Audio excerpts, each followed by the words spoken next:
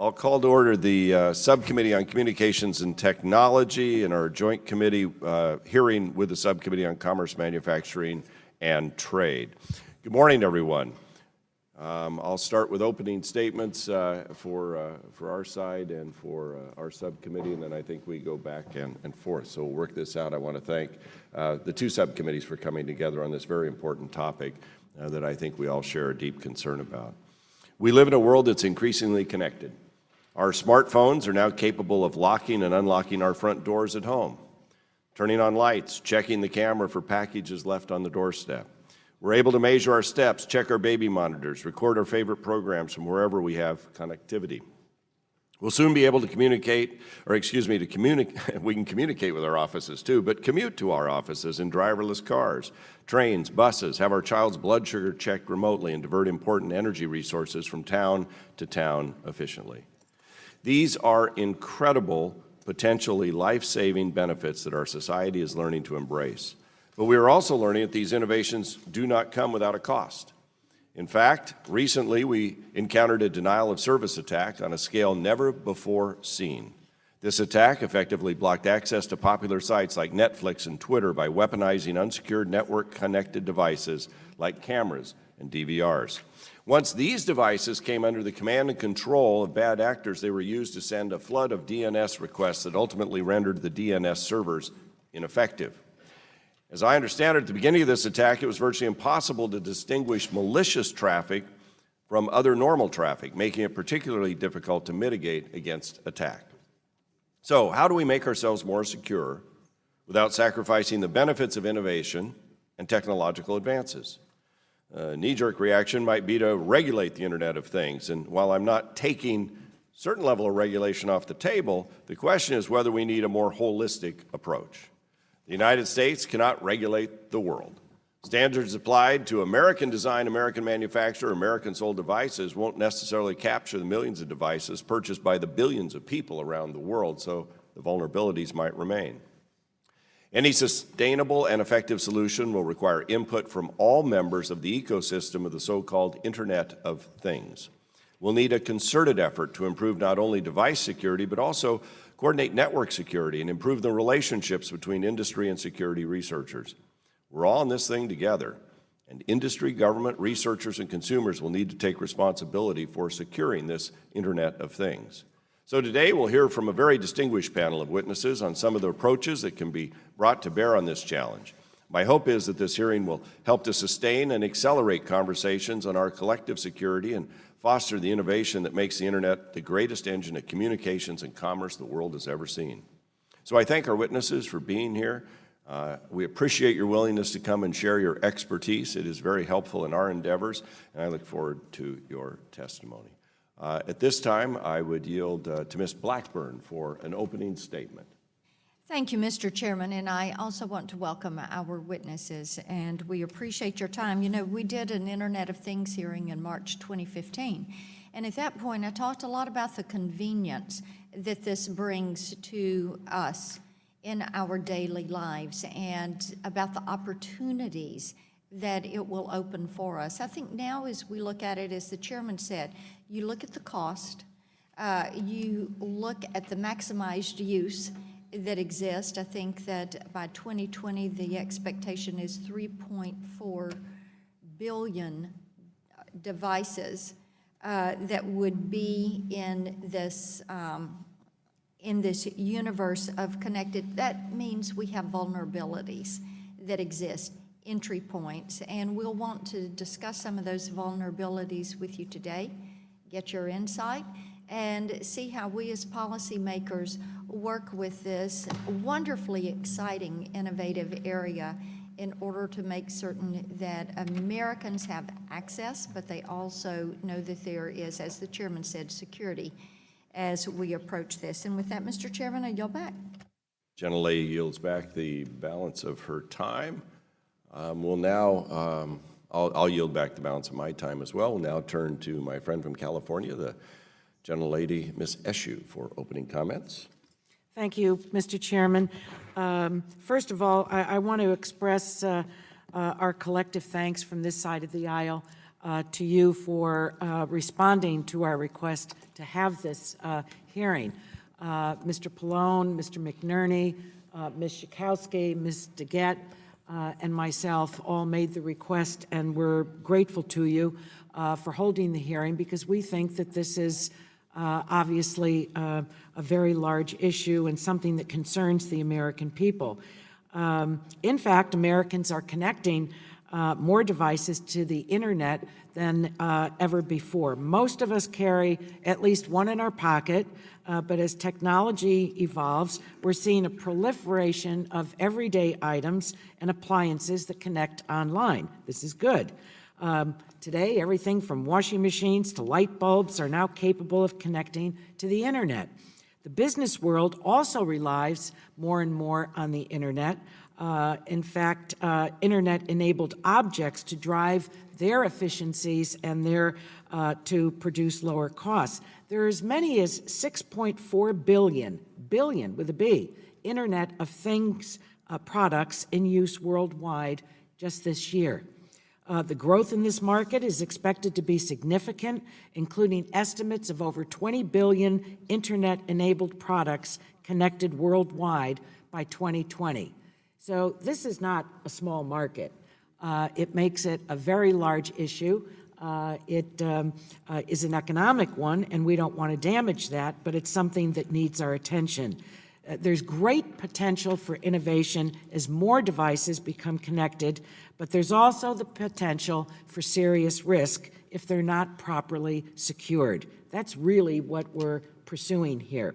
We need to look no further than the major attack on October 21st that crippled some of the most popular websites and services in our country.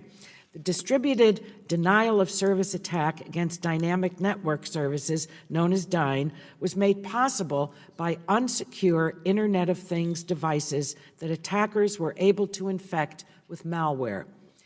This army of devices was then harnessed by the attackers to bring down DYNE's servers. Similar attacks in October targeted a journalist and a French cloud services provider.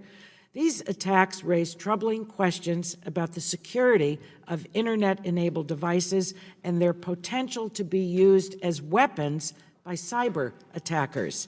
For example, it's been reported that some devices used in these attacks may have lacked the functionality to allow users to change the default username and password. We already know that an important way to prevent cyber attacks is to practice good cyber hygiene, which includes changing default usernames and passwords.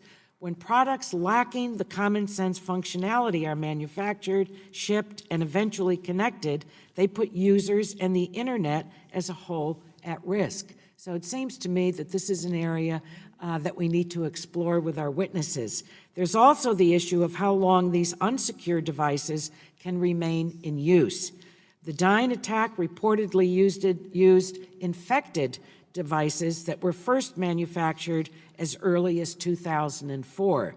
Manufacturers may no longer update products that have been in use for so long, further exposing users and the internet to security risks.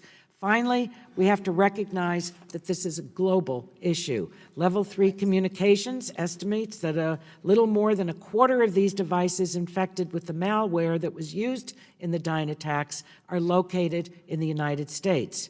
One of the major manufacturers of products that appear to be particularly vulnerable is based in China. This is important to keep in mind as we explore how to address this problem going forward. So this hearing, I think, is a very important step in helping us, first of all, to all understand what lessons we should take away from these recent attacks. The Internet of Things offers exciting possibilities for innovation, but we can't afford to ignore the risks that come when devices are designed without security. Whatever the ultimate solution is, I think industry must play a central role in the effort to address these issues, and I look forward to hearing from our witnesses today. You play a very important role in this. So with that, thank you again, Mr. Chairman, for allowing this hearing to take place, and I yield back the balance of my time. Gentlelady yields back the balance of the time. Chair now recognizes the gentleman from Texas, Dr. Chairman Burgess.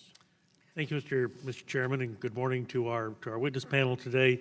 Thank you, Mr. Chairman, for holding the hearing and allowing us to have this discussion about the recent cyber attacks. Several popular websites were knocked offline for several hours on October 21st of this year. Hackers used malware to create a botnet, sort of a gargantuan amorphous mass of connected devices to flood a domain server with terabytes of traffic, overwhelming the system and preventing legitimate traffic from accessing those devices. In this case, the result was brief, but the outages were on consumer-facing websites. The incident is unique in that it wasn't someone's desktop or laptop, but it was the armies of compromised devices that launched these attacks without the knowledge of the device owners. Many of the devices are regular household items, such as baby monitors, DVRs, webcams, and many consumers do not realize they do need strong cyber protections on even these everyday devices. But that's exactly why this attack and others like it has been so successful. The malware that created this botnet spread to vulnerable devices by continuously scanning the internet for Internet of Things systems protected only by the factory default manually generated usernames and passwords. The balance between functionality and security is not going to be resolved in the near term. Consumers want the newest and fastest device. They want it as soon as possible, and they have not employed adequate security protections. In fact, the most common password is the word password.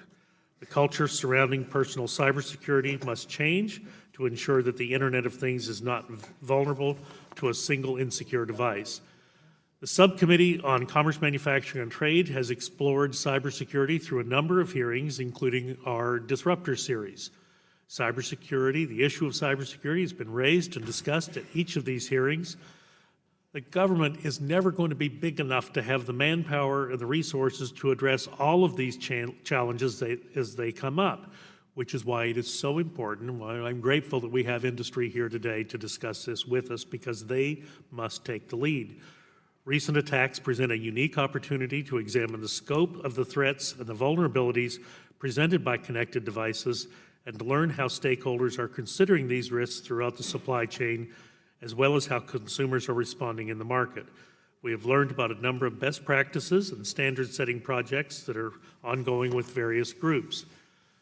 It's an exciting time in the growth of interconnected devices, the growth of the Internet of Things. It is really going to be life-changing for so many industries, but we also need to see meaningful leadership from industry about how to address these real challenges. Again, I want to welcome our witnesses, and then I'm pleased to yield the balance of my time to the gentleman from Ohio, Mr. Latta. Thank you very much, and I appreciate the gentleman for yielding. And I also appreciate the both chairmen of both subcommittees for holding this very important subcommittee hearing today on the cybersecurity risks associated with connected devices. As has been mentioned, that last month we witnessed one of the largest distributed denial of service attacks caused by devices connected to the Internet or the Internet of Things. The attack against Dyn revealed the impact that a lack of adequate security measures in these devices can have on the broader Internet community. By simply exploiting weak security features such as default usernames and passwords, hackers could easily leverage hundreds of thousands of networked devices and compromise several major websites.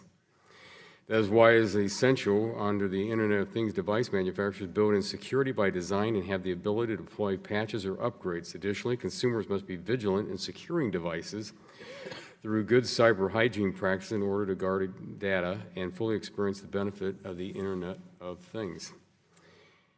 As the co-chair of the Committee on the Internet of Things Working Group, I am all too familiar with this issue. Cybersecurity is among one of the most common themes that is mentioned in all of our working group briefings. No matter what type of IoT, from health to energy applications, securing devices and protecting consumer data is a top priority. Today, we're reminded again that there is a need for IoT security guidelines that keep pace with rapidly evolving technologies. However, there is a delicate balance between oversight and regulatory flexibility.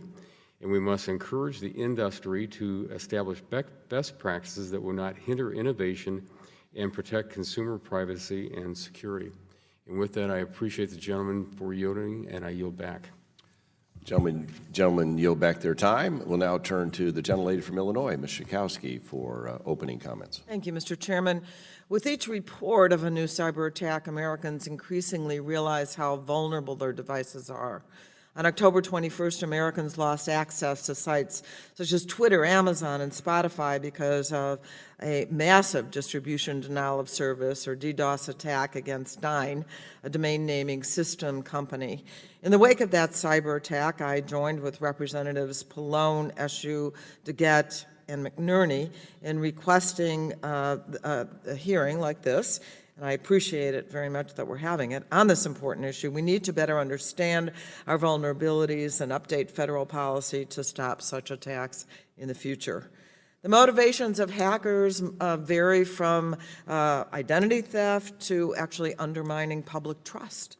They go after consumers, businesses, and even presidential elections.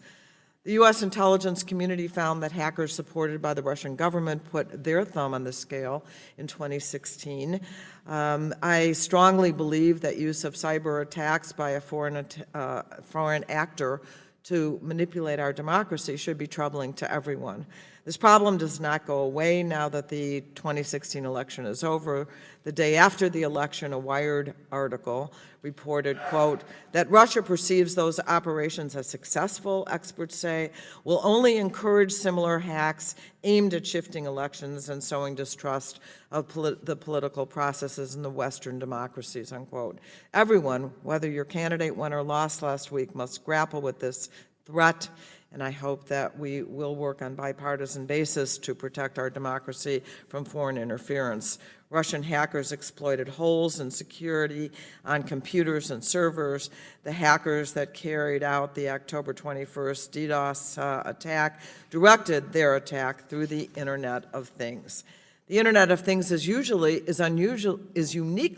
vulnerable to cyber attacks. IoT devices often have less protection from malware, and manufacturers are often slower to install security patches. Manufacturers put consumers at further risk by using default passwords or hard-coded credentials. Once hackers find out what those passwords are, they can hack hundreds, thousands, or even millions of devices. That's what happened in the Dyn attack. Hackers accessed an army of IoT devices by exploiting default passwords. They then used that army to attack Dyn. Traffic from the IoT devices overwhelmed the service and the service and shut it down, which in turn cut off Americans' access to many popular websites. You don't have to be a tech expert to see the terrifying potential for future cyber attacks. So it's time now for action. 2 weeks ago, Ranking Member Pallone and I called on the Federal Trade Commission to work with IoT manufacturers to patch vulnerabilities on their devices and require the changing of default passwords. We also called on the FTC to alert consumers about potential security risks. We need stronger cybersecurity standards for all devices that could be attacked or used to launch a cyber attack. Given the nature of cyber attacks, we cannot count on IoT manufacturers to do the right thing on their own. They have little financial incentive to improve security, and their customers may not even realize when their devices are being used to harm others. Consumer watchdogs like the FTC must take a leading role in promoting cybersecurity and holding companies accountable when they fail to provide adequate protections. Unfortunately, at the same time that the threat to consumers from cyber attacks are rising, the Republican majority is pushing legislation to reduce the FTC's authority and cripple its enforcement capabilities. Stopping irresponsible behavior by companies requires strong consent orders and the ability to pursue privacy cases. The so-called, quote, process reform, unquote, bill that Republicans reported out of committee would threaten the FTC's ability in those areas. Instead of rolling back consumer protections, we need to face today's cyber threats head-on. Consumers can't afford to be left vulnerable, and in the long run, manufacturers can't survive a pattern of high-profile cyber attacks that undermine consumer trust in their products. In Mr. Schneier's written testimony, he called the Dyn attack, quote, as much a failure of market policy as it was of technology, unquote. We should not be content with failure any longer. I want to thank the chairman for listening to our request for a hearing, and we have to continue our work on this issue in the months and years to come. Gentlelady yields back her time. We thank you very much for your request. We share in this concern, obviously. It's a bipartisan issue. We look forward now to the testimony from our expert witnesses. We're glad you're all here, and we'll start with Mr. Dale Drew, who's the Senior Vice President, Chief Security Officer for Level 3 Communications. Mr. Drew, welcome. Thank you very much. Turn on your microphone and have at it. Chairman Walden and Burgess and ranking members Ishu and Chakowski, thank you for the opportunity to testify on behalf of Level 3 Communications. Regarding the recent cyber attacks on our nation's communications landscape and the risks posed by vulnerabilities found in IoT devices. Level 3 is a global communications company serving customers in more than 500 markets in over 60 countries. Given our significant network footprint and the amount of traffic we handle on a daily basis, Level 3 has a unique perspective on threats facing our communications landscape. Several years ago, Level 3 established the Threat Research Labs to actively monitor communications for malicious activity, helping to detect and mitigate threats on our networks, our customers, and the broader internet. Every day, our security team monitors more than 48 billion security events, detecting over 1 billion unusual or suspicious pieces of traffic. The proliferation of IoT devices represents tremendous opportunities and benefits for consumers by connecting devices such as cameras, light bulbs, appliances, and other everyday items to the internet. However, the lack of adequate security measures in these devices also poses significant risk to users in the broader internet community. Vulnerabilities in IoT devices stem from several sources. Some devices utilize default and easily identifiable passwords that hackers can exploit. Others utilize hard-coded credentials that users are not able to change. Many devices also lack the capability of updating their firmware, forcing consumers to monitor for and install the updates themselves. The global nature of IoT device marketplace means that many products are manufactured in and shipped to foreign countries that have yet to embrace sound and mature cybersecurity practices. IoT devices are also particularly attractive targets because users often have very little way to know when they've been compromised. Unlike a personal computer or a phone, which have endpoint protection capabilities and the user is more likely to notice when they perform improperly, compromised IoT devices may go unnoticed for longer periods of time. In September of 2016, Level 3's Threat Research Labs began tracking a family of malware targeting IoT devices. The bad actors were leveraging the infected devices to create DDoS botnets, impacting not just those devices, but potentially anyone on the internet. The new malware known as Mirai and its predecessor Bashlight has affected nearly 2 million devices on the internet. Mirai resulted in multiple major websites going offline, and the new attacks are alarming for their scope, impact, and the ease in which the attackers have employed them. Also worrisome is that these attackers relied on just a fraction of the total available compromised IoT nodes in order to attack their victims, demonstrating the potential for significantly greater havoc for these new threats. Level 3 detected, for example, approximately 150,000 IoT devices were used to generate more than 500 gigabits per second of traffic, a significant amount of bandwidth that threatens the fabric of the global internet. The primary motivation for these attacks appear to be financial. Hackers utilize DDoS to overwhelm businesses, threatening to take their business offline unless they pay a ransom for the attacker. In other cases, attackers are simply out to create mischief. Although Level 3 has not been a direct victim of these attacks, we are proactively taking steps to address these. We have contacted manufacturers of compromised devices to inform them of the problem and for them to take appropriate action, such as firmware updates or recalls. We have engaged in a public awareness campaign to educate consumers and businesses about the risk of IoT botnets and steps they can take to protect themselves. We're also working collaboratively with our industry partners to monitor this evolving threat and implementation of mitigation techniques. With the exploding proliferation of IoT devices, so too will the threats they pose continue to expand and evolve. It will be imperative for all relevant stakeholders to continue to work collaboratively and address and mitigate IoT security risks so that we can reap the benefits of this exciting and transformative technology. Thank you again very much for the opportunity to testify, and I look forward to taking your questions. Mr. Drew, thank you for taking time out of your schedule to be here as well. We greatly appreciate it. Now turn to Mr. Bruce Schneier, a fellow at the Berkman Klein Center at Harvard University, lecturer and fellow, Harvard Kennedy School of Government, and special advisor to IBM Security. Mr. Schneier, thank you for being here. We look forward to your testimony, sir. So thank you, Chairman Walden, Chairman Burgess, Ranking Members Eshu and Schakowsky, committee members. Thank you for having me, and thank you for having this, I think, very important hearing.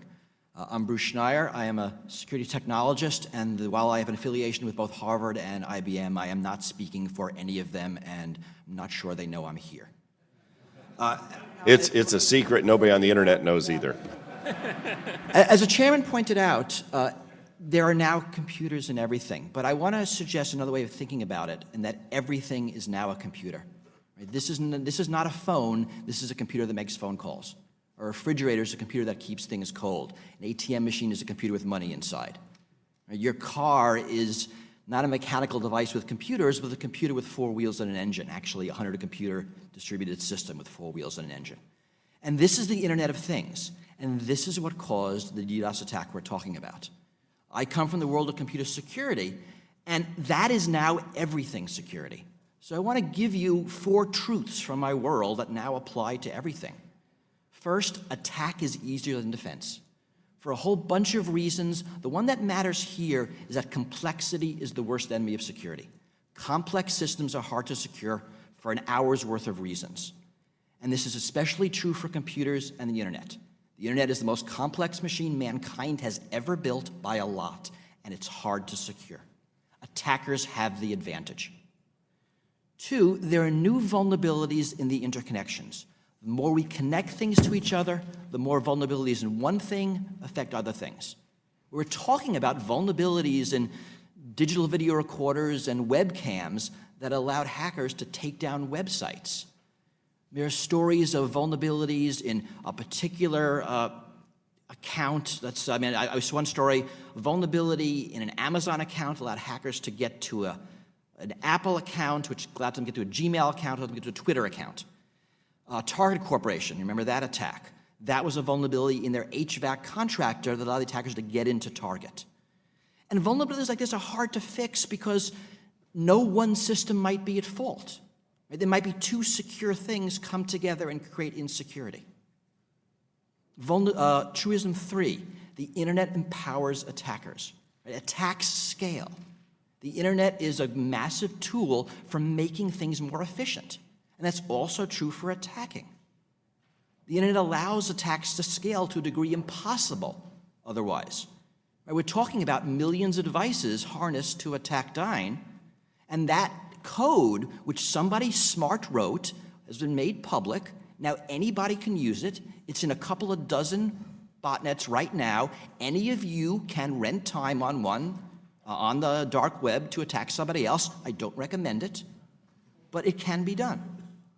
And this is more dangerous as our systems get more critical. The Dyn attack was benign. A couple of websites went down.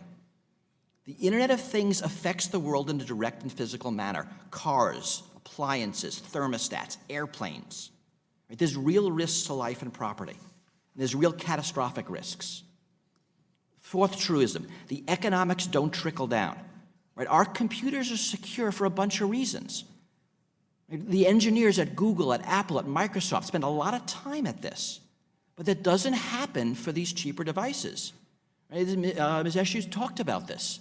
These devices are lower profit margin, they're offshore, there's no teams, and a lot of them cannot be patched.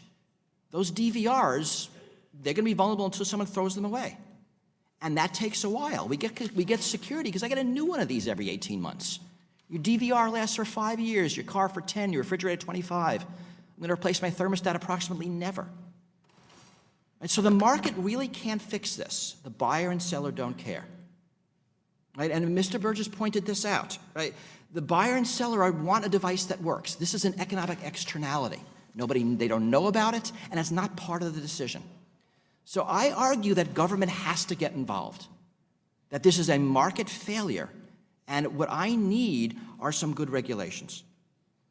And there's a list of them, and Dr. Fu's going to talk about some of them, but there's not something the market can fix. And to speak to Mr. Walden's point, I mean, yes, I'm saying that a U.S.-only regulatory system will affect the products in the world, because this is software. Right? Companies will make one software and sell it everywhere, just like automobile emissions control laws in California affect the rest of the country. It makes no sense for anybody to come up with two versions. And I think this is going to be important, because this, for the first time, the internet affects the world in a direct and physical manner. And the second point I'm going to make very quickly is we need to resist the FBI's calls to weaken these devices in their attempt to solve crimes. We have to prioritize security over surveillance. It was okay when it was fun and games. But now, I mean, already there's stuff on this device that monitors my, my medical condition, controls my thermostat, talks to my car. Right? I mean, I've just crossed 4 regulatory agencies, and it's not even 11 o'clock.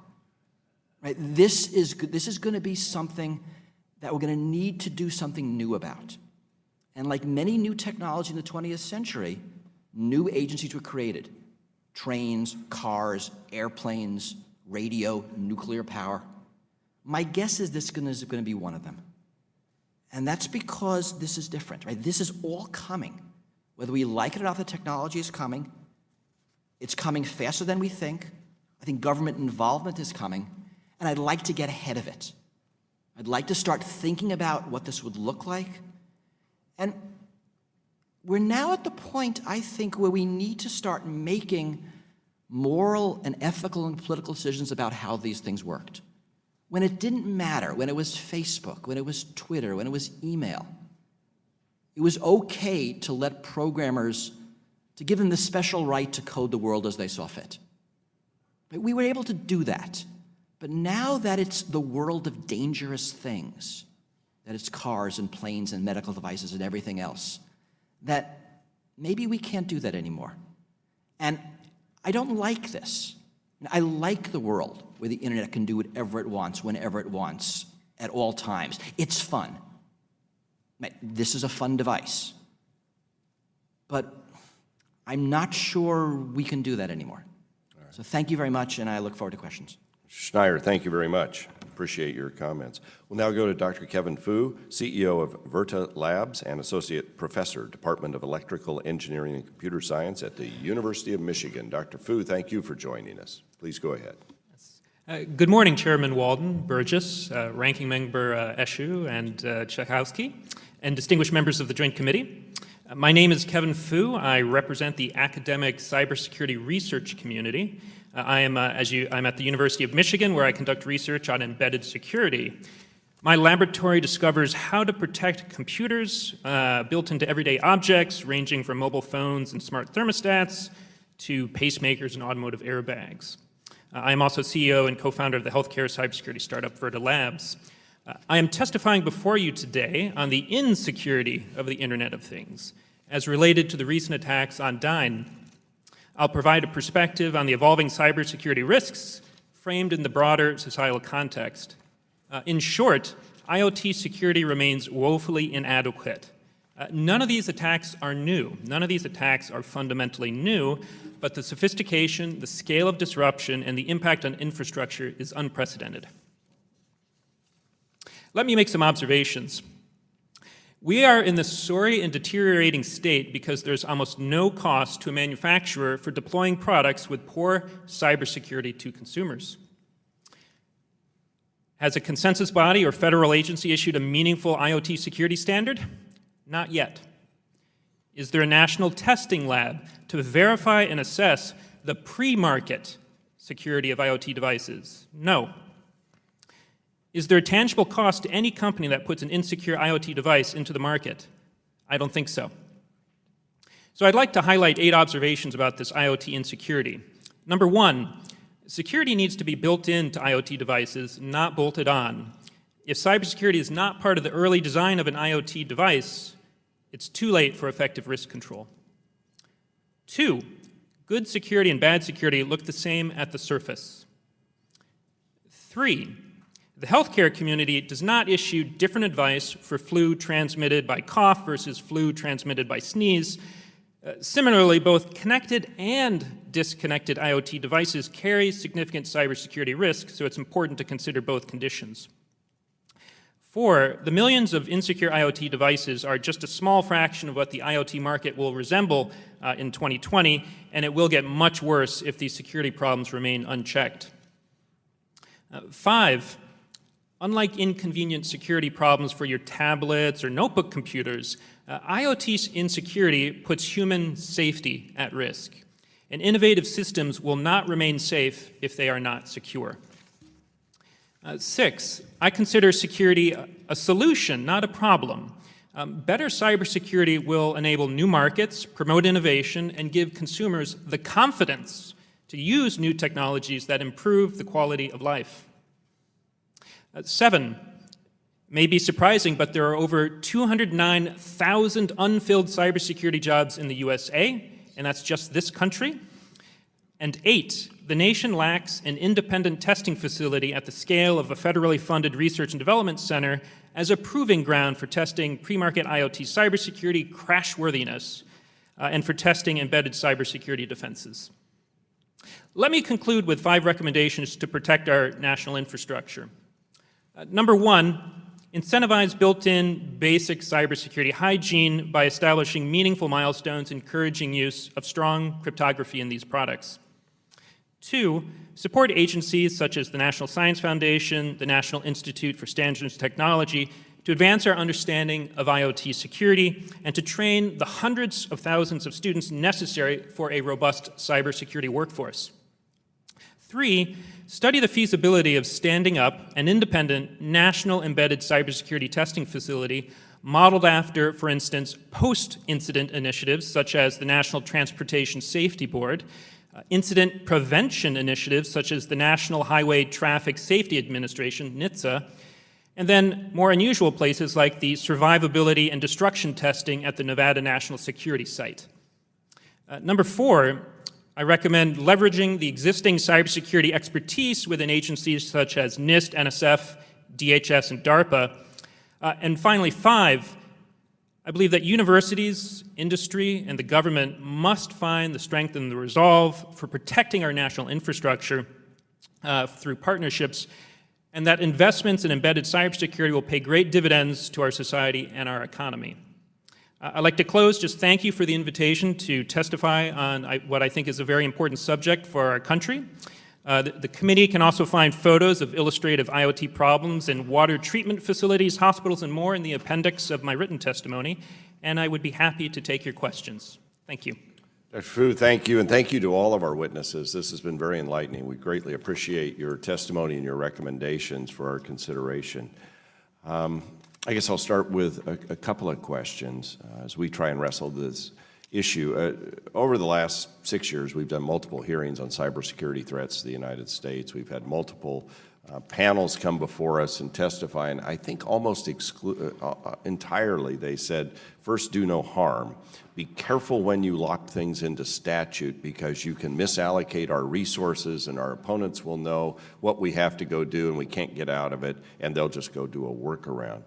So how do we establish a framework that would both be appropriate here but have an effect internationally, because we don't make all the devices and we may have market power, but we're not the biggest market anymore. But how do we create a national framework where the stakeholders really are driving this in real time and we don't do something stupid like lock certain requirements into statute? Mr. Drew, can I start with you and we'll just work down the panel? I think the best place to start is with standards. I think the best place to start is for us to define how we intend on solving this problem on the devices themselves. Industries has a number of standards with regards to how they operate these platforms once they purchase them, but they don't have standards on how they're supposed to be manufactured to be secure pre-market.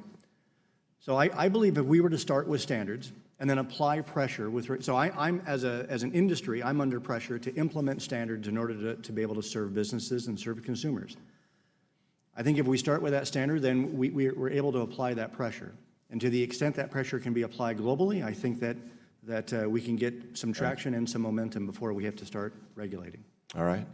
Mr. Schneier?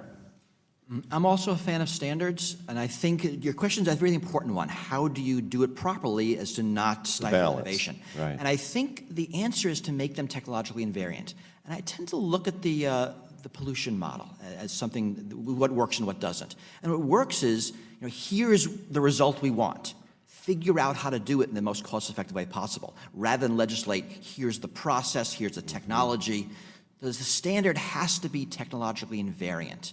And I know you had a driverless car hearing yesterday, and I think it's somewhat similar. We're going to make standards on the driverless car manufacturers to do things properly, but we're going to assume an environment where there exists, malicious cars out to get you. So we'll have to deal with the rogue devices. We can't assume that everything on the internet or everything on the roads is going to be benign and secure. But standards will raise the tide, but yes, we have to do them properly, because you do them wrong and it will stifle innovation. Do them right, I think it'll help innovation. All right. Dr. Fu? Yes, I think there are ways you can do this effectively without stifling innovation. And in fact, I believe that a well-designed cybersecurity framework will actually promote innovation. I'll try to avoid the technical side, but I'll just say, of course, encoding mechanism would be unwise. For instance, if you decide to encode that all forms must be signed in blue ink, that didn't, assume the existence of e-signatures in the future. So you should be very careful of encoding mechanism. However, principles, I think you can encode. I would actually say that NIST has done a relatively good job at encoding principles. There is no perfect standard. But it will be very difficult to build in security if we don't have these principles set in place. And it needs to have buy-in from industry. It needs to have government leadership as well. But it's all about setting those principles, many of which are already known for over 30 years in the cybersecurity community. All right, most helpful. The extent to which you all can think about this some more and give us kind of your ideas on how to actually get it to the right place. Because this is my concern, that if we're not careful, we lock something and it's so hard to change statute. And we don't want this to be an innovation killer in America. We actually want to lead on this and get it right. But, I don't think I want my refrigerator talking to, some food police somewhere. It just is what it is. So we need to get this thing right. So thank you for being here. At this point, I will return the balance of my time and turn to my friend and colleague who's been very involved in this, Ms. Eshu from California. Thank you, Mr. Chairman, and thank you to each one of you, the witnesses. I think you were absolutely terrific.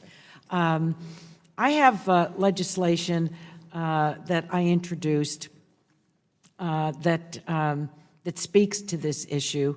It hasn't really gained much traction.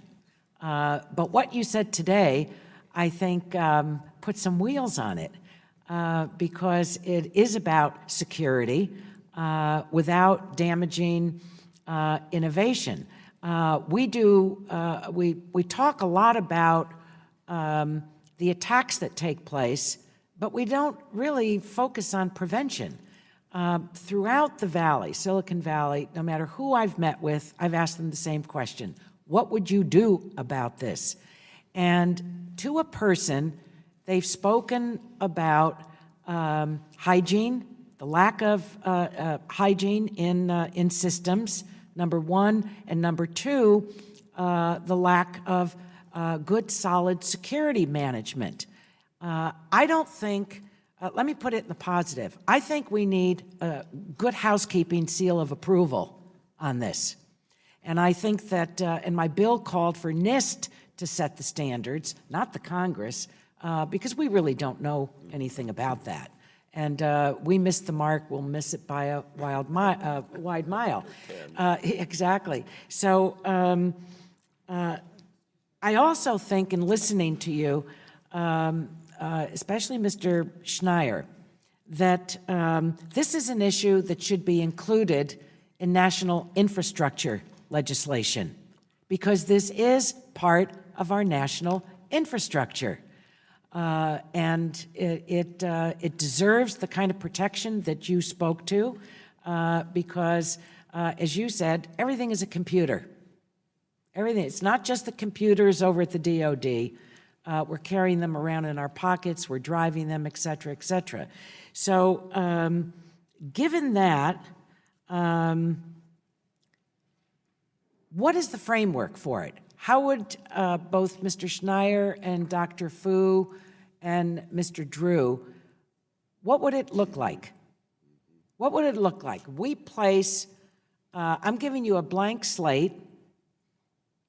What would you write on that slate to be placed in a national infrastructure bill? So Whoever wants to start, Mr. Schneier?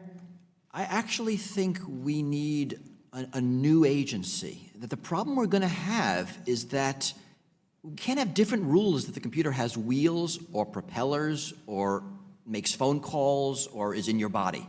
That's just not going to work. That these are all computers, and we're going to have to figure out rules that are central. So We have a continuing new majority, so I don't think they want to create an agency, honestly. But this thing needs to For every one get we done. create, we delete No, well, two. they don't. They don't like that stuff. So I think you're right. You know, new agencies, new regulations. We're dead in the water, but we can't leave this issue to be dead in the water. Our country deserves much better, and so I'm really not joking. I mean, it's a little bit of fun, but you know. I understand, but I actually think it's not going to go that way. I mean, because I think Oh, government's good. getting involved here regardless. Risks are too great and the stakes are too high. And you know, nothing motivates a government into action like security and fear. In 2001, we had another small government, no regulation administration produce a new federal agency 44 days after the terrorist attacks. Something similar happens in the Internet of Things, and there's no cybersecurity expert that will say, well, sure, that could happen. I mean, I think you're going to have similar response. So I see the choice is not between government involvement and no government involvement, but between smart government involvement and stupid government involvement. Dr. Fu? I'd rather think about it now, even if you say you don't want this, because when something happens and the public says something must be done. What do you mean 1,000 people just died? That we have something more than, I don't know, let's figure it out fast. So I agree with you. I'm not a regulatory fan. But these is the world of dangerous things. We regulate dangerous things. So let's Dr. do Fu, it can you smart do enough. something in 5 seconds? I would say Thank we're going to have some serious trouble if we don't answer these questions. I fear for the day where every hospital system is down, for instance, because an IoT attack brings down the entire healthcare system. I do think you need to spend more time on the pre-market. I know from my working with manufacturers that the engineers there are brilliant, but they often are not given the time of day from their executives. They're often not given the resources to do their jobs. What you need to do is give those people who can do a good job at those companies the ability to do so and incentivize their executives. Thank you very much. Most helpful. Thank you, you. Mr. Chairman. I would just point out, we're all engaged in this on both sides. My friend and I have some back and forth from time to time. She likes to characterize what we're for or against, which we may or may not be. But we are all committed to trying to figure out how to find a solution, and this is bipartisan. So we appreciate your testimony. We scheduled this hearing back in October, right after the attack, and as soon as we were back in town, we're having it, and we will continue to march forward. With that, I'd turn to the gentleman from Texas, Mr. Burgess. Thank you, Chairman Walden, and again, it's been a fascinating discussion and back and forth. Many years ago, before I knew about the Internet of Things, I was invited out to Microsoft in Washington, and they showed me the house they had. In fact, the house was named Grace, and you walk up to the door, and Grace knew you were coming to the door. Grace turned the lights on, set the thermostat for the temperature that you wanted. As you came into the kitchen, Grace might suggest a meal for you. And like Mr. Walton, I worried that Grace's refrigerator would communicate with the bathroom scale and lock down the Bluebell ice cream on me, but yeah. So it's an interesting world in which we've arrived. And Mr. Drew, I really fascinated by your comment in your written testimony about the incentive for someone to do this in the first place. And we've all heard since 9/11 that sometimes you've got to think like a criminal or think like a terrorist in order to outsmart them. And you referenced the monetization. I don't even see, I mean, I get on ransomware when you lock down a hospital and you got to come up with so many thousands of dollars in bitcoins to some dark website. But how do you monetize that your doorbell is conversing with Twitter? I mean, I don't know how that works. What we're seeing in these botnets is the botnet operators are operating, hundreds of thousands of nodes and then renting out small portion of those nodes to people to be able to attack websites and hold those websites for ransom. So if you don't pay me $20,000, your website will be offline for the next 3 days.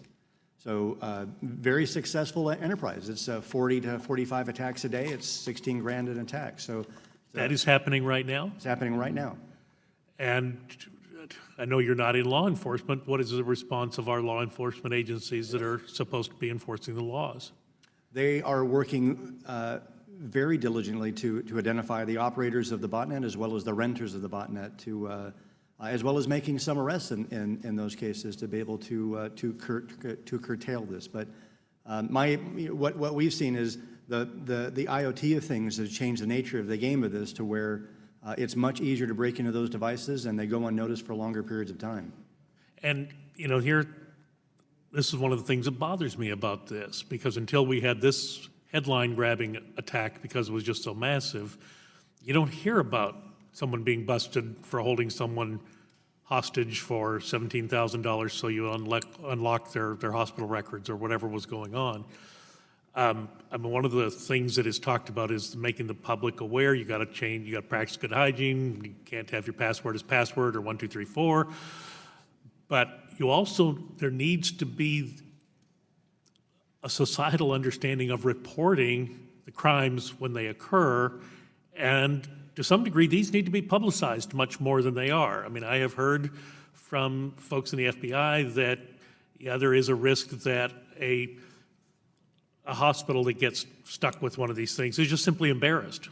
And they don't want to go public with the fact that they were hacked, pay the $17,000. You're given instructions on how to get the bitcoins and where to deliver them. And so that is actually easier than going to law enforcement and dealing with all of the things that would happen with law enforcement. But that's absolutely critical. And then never in any of the discussion of this that I've seen so far has there been really the discussion of what happens to people who are caught, who perpetrate this. And it should be swift and severe and public.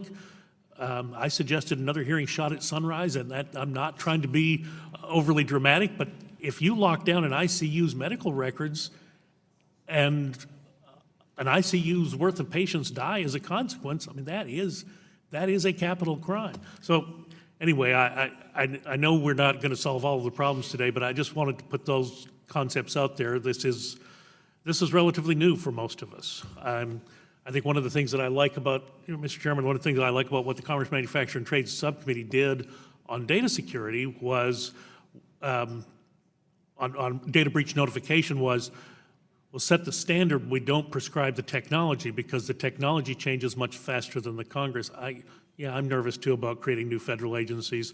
The concept that we could delete 2 federal agencies for every one we create, I've got 2 to recommend to delete very quickly that deal with healthcare, but I know the standards need to be there. And the other thing is we've got a massive job as far as informing the public, and that's part of this hearing today, and I hope we all carry that forward quite seriously. Thank you, Mr. Chairman. I'll yield back. Gentleman yields back. Chair recognizes the gentlelady from Illinois, Ms. Schakowsky. So let me ask, actually all of you, but let me start with Mr. Schneier. You talked about how markets have failed us and that government has to play a role. But I'm wondering from you and from anyone, given that computers are ubiquitous, and your example that got into Target through the HVAC system is just shocking to me, but is there a role for consumers, for consumer education, for consumer action, or is this beyond us now for individuals to actually play a role in security? You know, I think there's a role for some, but really we're asking consumers to shore up lousy products. It shouldn't be that there are default passwords. It shouldn't be that you have to worry about what links you click on. Links are for clicking on. I mean, these devices are low profit margin. They're made offshore. The teams that after they make them disband, and the buyer and seller don't care. I mean, so I might own this DVR. You might own it. You don't know if it was used. You don't know if it's secure or not. You can't test it, and you fundamentally don't care.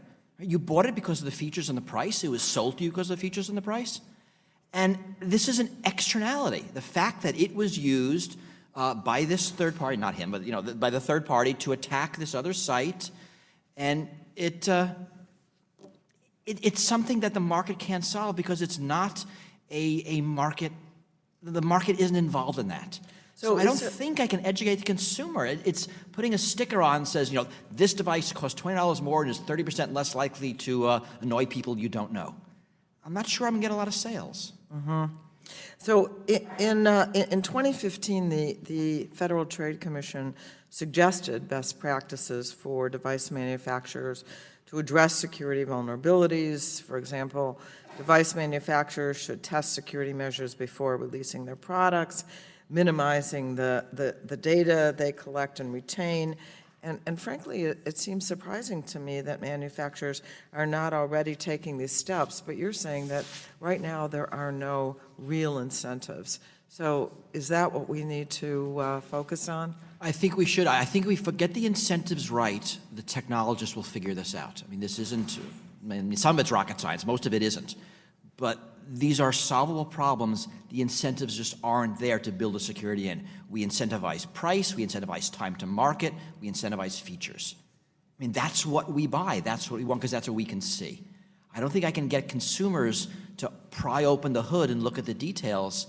It's beyond the consumers, I know, and it shouldn't be their problem. It shouldn't be something they have to worry about. So let me ask Mr. Drew and Dr. Fu if you want to comment on that. I would largely agree with my colleague here. I'd say that from a business perspective, there's a lot of incentive for me to make sure that the products that I buy, the software that I buy, follows specific standards, have been manufactured correctly before I put them in the network. I'd like to see more in that area. I'd like to see more responsibility put on the manufacturer than there is today, but I do provide that incentive to those manufacturers. Consumers, on the other hand, don't have that incentive. What they do have is the incentive of public events, right? And the internet's been very adaptable and very flexible to that when there is a large sort of trip over or a mistake over security, that they become more aware, and then they push those requirements and those demands back to the manufacturers by purchasing products they feel more comfortable with. So I'm going back to standards. I'm going back to certifications and standards. You see that seal of approval on the device, and that's a device that's going to be more protected than another device, because you don't want your refrigerator talking to your scale, or you don't want your thermostat talking to your doorbell. And so I think let me just interrupt you because my time's running out, but I would like Dr. Fu to be able to join in. Sure. I would just paint a darker picture. Even if a consumer wants to have security, so not many consumers are aware they need security, but when they even want security, it's hard to get. Let me take the example of the hospitals, asking questions about why ransomware gets into hospitals. It's not because they're not clueful about it. They can't get the manufacturers to provide them with these IoT medical devices that can withstand the threats of malware. And it comes down to plain old economics. The question is, well, how much will you pay for it?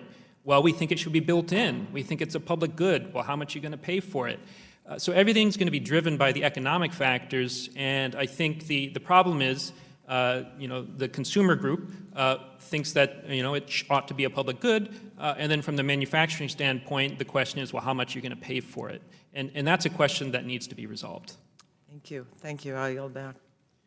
The gentlelady yields back, and the chair now recognizes the gentlelady from Tennessee for 5 minutes.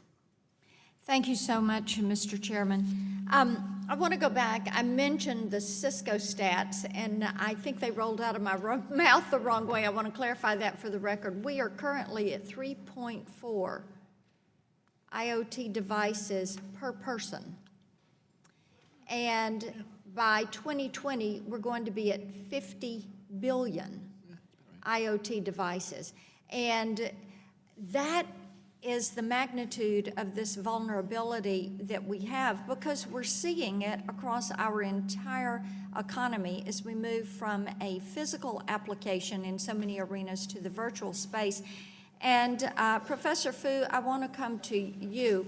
And Ms. Schakowsky just mentioned hospitals.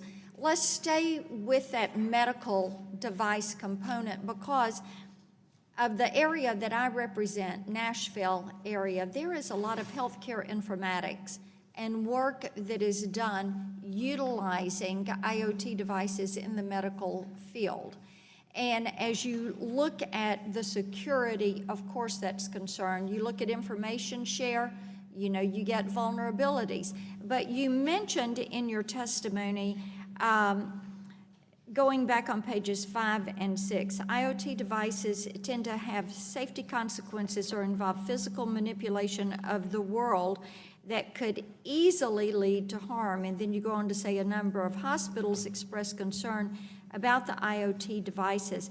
So talk to me about mitigation strategies and what you see with these devices, and then what special considerations must be given to healthcare technology and to the medical devices, and how should we go about addressing that?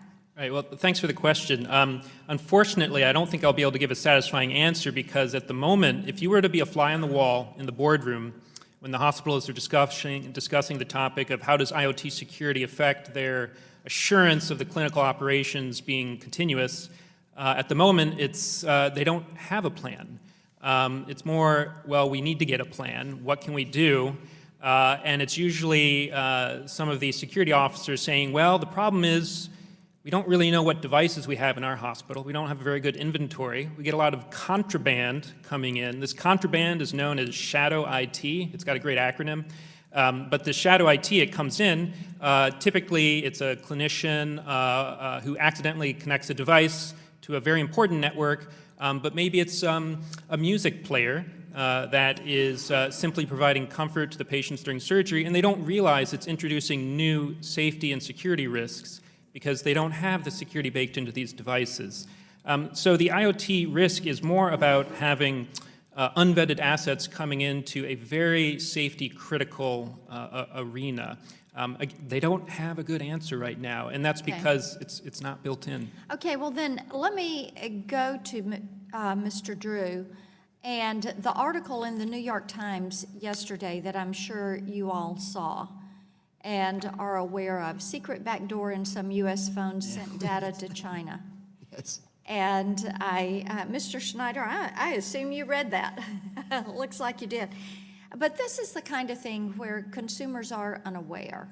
And if you take a device like that, and then you have the concerns, if it does get into an environment such as a hospital or a medical facility with patient information, things of that nature. So these malicious actors are out there, and with the vulnerability of these IoT devices, you have some of these concerns that are going to manifest themselves. So how do we make sure that the consumers and the users are alerted to the vulnerabilities in the software and in these devices when they purchase them, so that if they get something like this, they know to get rid of it? So, Mr. Drew? I would say that the biggest sort of benefit of IoT devices, the reason that IoT devices can get compromised so quickly is because they all look the same. So a device manufacturer, all those devices look the same. The users are not really configuring the operating system at all. That's why devices can get compromised very, very quickly, very wide scale. Having those devices ability to auto-patch, so when a new exposure comes out, that device can call home, get a new software update, and automatically update, that is going to be the thing that keeps that infrastructure healthy. Thank you. Yield back. The gentlelady, the vice chair of the full committee, yields back. The chair now recognizes the gentleman from New Jersey, ranking member, for 5 minutes. Thank you, Mr. Chairman. I wanted to ask Mr. Schneier a couple of questions. Looking at the attack on Dine 3 weeks ago, I'm concerned some people may dismiss it as only a few websites going down for a few hours. But in your view, what does the attack on Dine expose about cybersecurity generally, and why are these attacks moving from benign to dangerous? I mean, it's really what I talked about, the world moving, the internet becoming something that affects the world in a direct physical manner. I mean, the computers are the same. When we're talking about these computers in our phones, in our computers, it's the same computers that are in these cheaper and smaller devices. But while the software is the same, the engineering is the same, there's a fundamental difference between your spreadsheet crashes and you lose your data and your car crashes and you lose your life. The computer's the same, the software's the same, but the effects are night and day different. And as these computers start, I live in Minnesota. I have a thermostat I can control from my phone, and if someone hacks it, they can, well, not this weekend, but in the middle of winter, they can burst my pipes when I'm here. I mean, that's real property damage, and that's different than a few websites going down, which I agree. I mean, Dine was benign. It annoyed some people for a while. It didn't hurt anybody. We're talking about hospitals. We've seen DDoS attacks against 911 services. We're looking at our critical infrastructure, our power grid, our telecommunications network. I mean, these are systems that are being controlled by computers. We had hackers break into a dam a couple of years ago. It didn't do anything, but next time we might not get lucky. We had Russia attack Ukraine's power grid. These are now tools of war and of national aggression. I mean, even the attacks against our election system, which in the scheme of things are pretty benign, might not be next time. I had a piece in the New York Times a couple of days ago that talked about, we need to think about this now. Because election machines are computers you vote on. Sure. Well, let me get to that. Kind of leads me to the next question, because you and others have said that the insecurity of devices connected to the internet stems from a market failure, and you even compare the problem to invisible pollution. Being an environmentalist, I'd like to better understand what you mean. Can you expand on the market failure at play here, and how are these insecure devices like traditional environmental pollution? It's because the insecure effects are often not borne by the buyer and the seller. The person who bought that DVR, who's still using it, who'll use it the next 5-10 years, will not bear any of the costs of the insecurity. So the manufacturer and the buyer too reaped the benefit. The device was cheaper. It was easier to make because it was insecure. And there is this societal cost that it can be used to attack others, to cause other vulnerabilities, to be used in conjunction, to cause other insecurities. So like pollution, it's something in the environment that neither the buyer nor the seller, when they enter their market agreement to purchase the product, will fix. So I think the solutions are along those lines. We have to think about what is the risk to us as a group. What is the national security risk of this, for example? I mean, there is one, but it's not going to be borne by the person who bought that. It'll be borne by all of us. So it's incumbent on all of us to secure our critical infrastructure against this risk.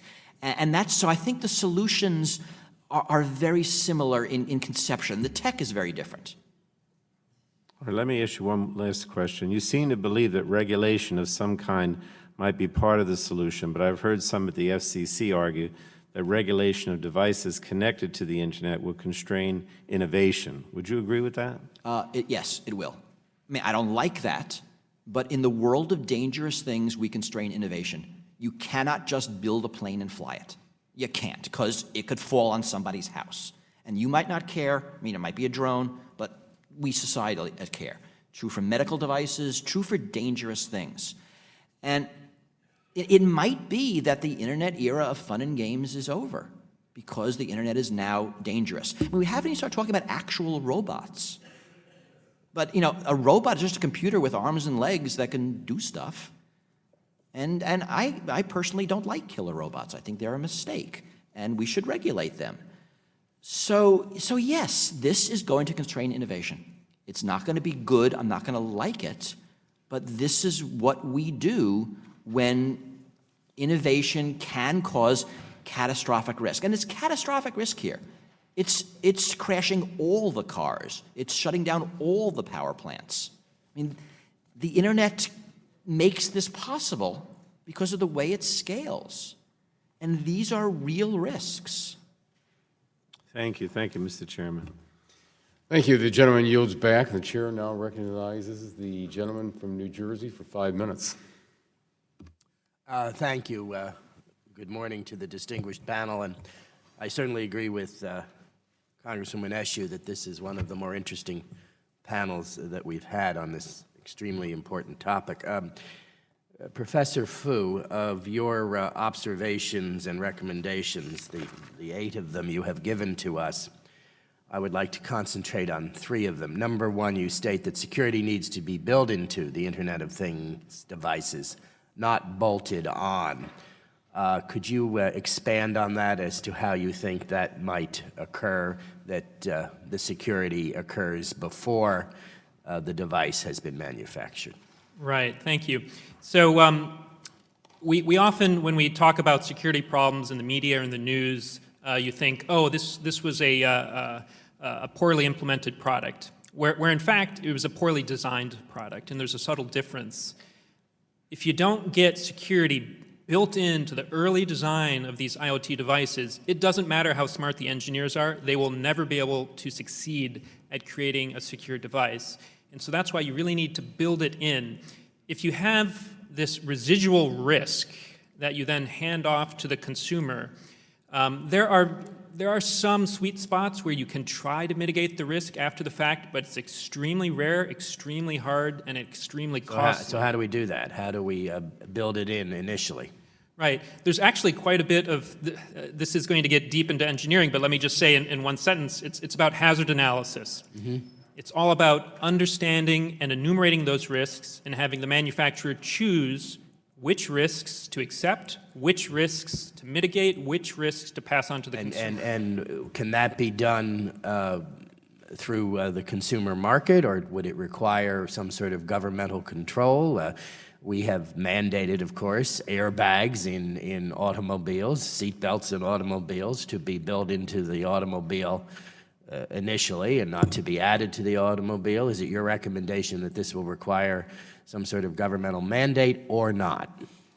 I do believe in the long term this will likely require some kind of governmental mandate, only because, in my experience working with the industry, even though they mean well, even the people who can do it don't have the authority to do the right thing because they don't have the economic drivers. You often have different constituencies within each company. And let me just cite an example from the medical world. We didn't think about the safety of over-the-counter drugs until 1982 with the cyanide poisonings in Chicago. Until that day, consumers had quite a bit of faith in those pharmaceuticals. We haven't seen that moment for IoT, but we know that that is there, and we know that it can cause harm. Thank you. Moving on, number 4 of your observations. For devices already deployed, we should take some comfort that millions of insecure devices are just a small fraction of what the market will resemble in 2020. I suppose you mean by that this is just at the beginning and there will be many, many more by 2020. That is correct. I would say on a positive side, it means if we take an action now, we could actually win this. We could actually have a very secure ecosystem. So even though there are terrible, terrible problems today, we can fix it, so we shouldn't give up hope. And can you give us a rough estimate? If we have X number of devices now, how many devices will we have in 2020? Well, I've heard the number double in the last 62 minutes from 20 billion to 50 billion. So somewhere between 20 to 50 billion, I think, is a reasonable estimate. I see. And then number 7 of your observations, there are tens of thousands of unfilled cybersecurity jobs in this country. Existing approaches are insufficient to train a large number in the workforce for what we need in this area.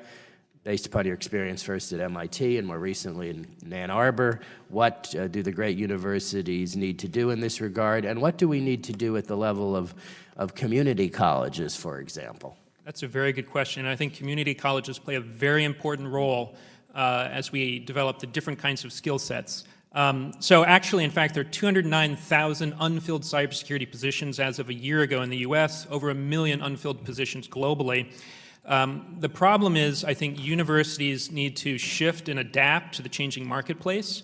Right now, we're overrun with students. We cannot teach the number of students who want to take our security courses, and yet we're still not meeting the needs. In Michigan, for instance, we have the automotive companies talking about they have 30 unfilled FTE positions for cybersecurity, and they're wondering why no one applies. Well, thank you. My time has expired. I hope to continue the discussion with all on the distinguished panel, and particularly with you, Dr. Fu. Thank you very much. Thank you. The gentleman's time has expired. The chair now recognizes the gentleman from California for 5 minutes. Well, I thank the chair, and I thank the panel. This is why I love this subcommittee and this committee. Great stuff happening. I'm going to start with Mr. Drew. In your testimony, you noted that about 2 million of these IoT devices have been infected by this botnet, and only 150,000 were used in the attack. That means there's, what, 1.85 million left? Are they still capable of carrying out new attacks, or have they been neutralized in any way? We have taken, the internet as a whole has taken steps to try to neuter portions of it, but it's still a 1.6 million strong node botnet. And they can attack not just Dyn servers, but they can attack real physical devices, is that right?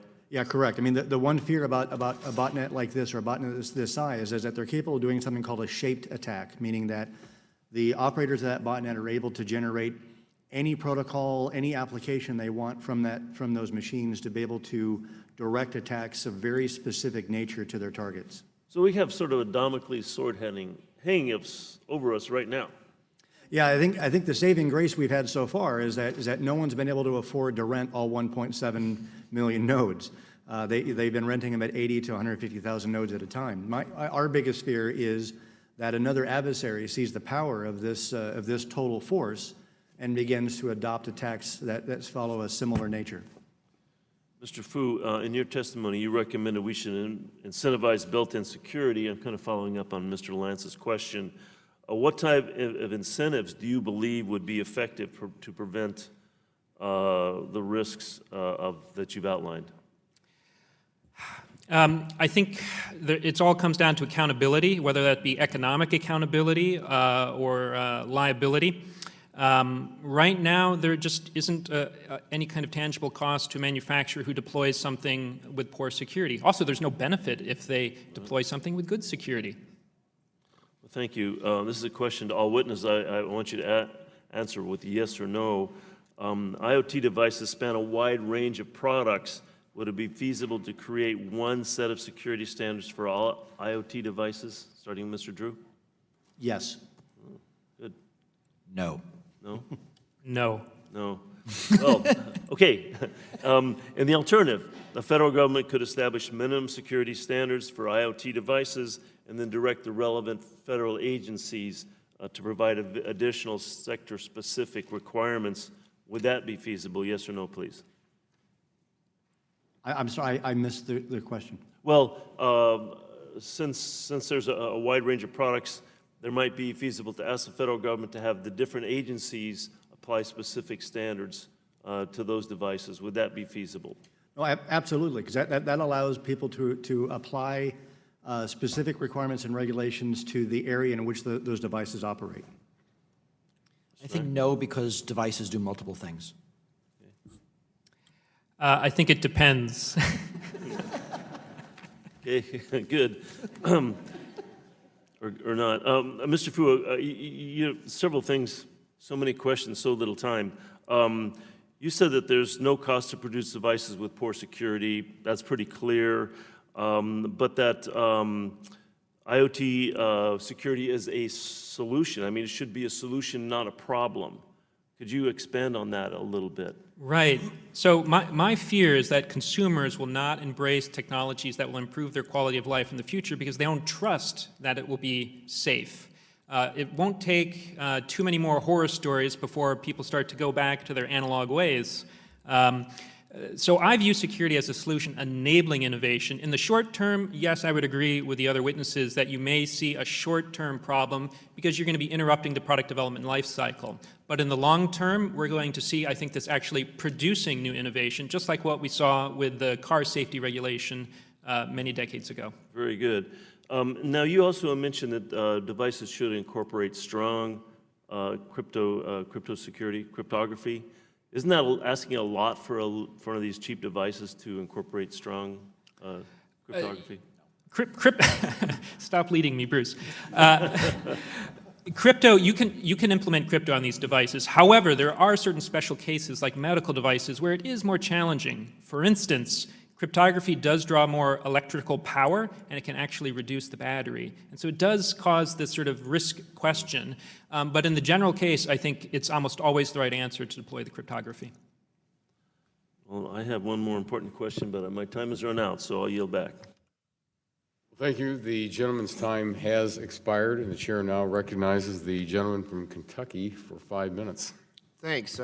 Appreciate you all being here. Thanks, Mr. Chairman. And this has been really informative to me. Usually when I get memorandums getting ready for a meeting and it uses words like bots and terabytes, it kind of, my eyes glaze over. But this is important, and it's interesting, and I've appreciated what you're moving forward. One thing that, actually, Mr. Lance asked one of the questions I was going to ask, I was going to let Dr. Fu finish a thought, but one thing that you said earlier, that when we write the regulation or the law, that we're going to have to address this if and when we do, that we can't be too prescriptive because the sign in blue ink example you use, and I certainly understand that, and I think a lot of things that we've done in legislating is deferred a lot of that to the agencies, and we say, well, everything's going to go in good faith, but we also have to be careful to make sure, as we've seen in a lot of other areas, not necessarily this area, that when an agency gets a little leeway, sometimes they go farther than Congress wants them to go, so that forces us to be more specific as we move forward, so we just have to find the right balance in that. You were talking about, and I'm interested in auto industry, I'm interested in computer science, technology, and jobs available. And you were talking about the auto industry and 30 full-time equivalents, and then all of a sudden time ran out and you didn't finish your thought. Do you remember that thought, and can you finish if you? Sure. So, I mean, Michigan is known as a state with quite a bit of manufacturing, and many of these industries are trying desperately to hire cybersecurity experts. I found one. Many of them have come to me from the automotive industry. They also tend to quit fairly often to go get other jobs.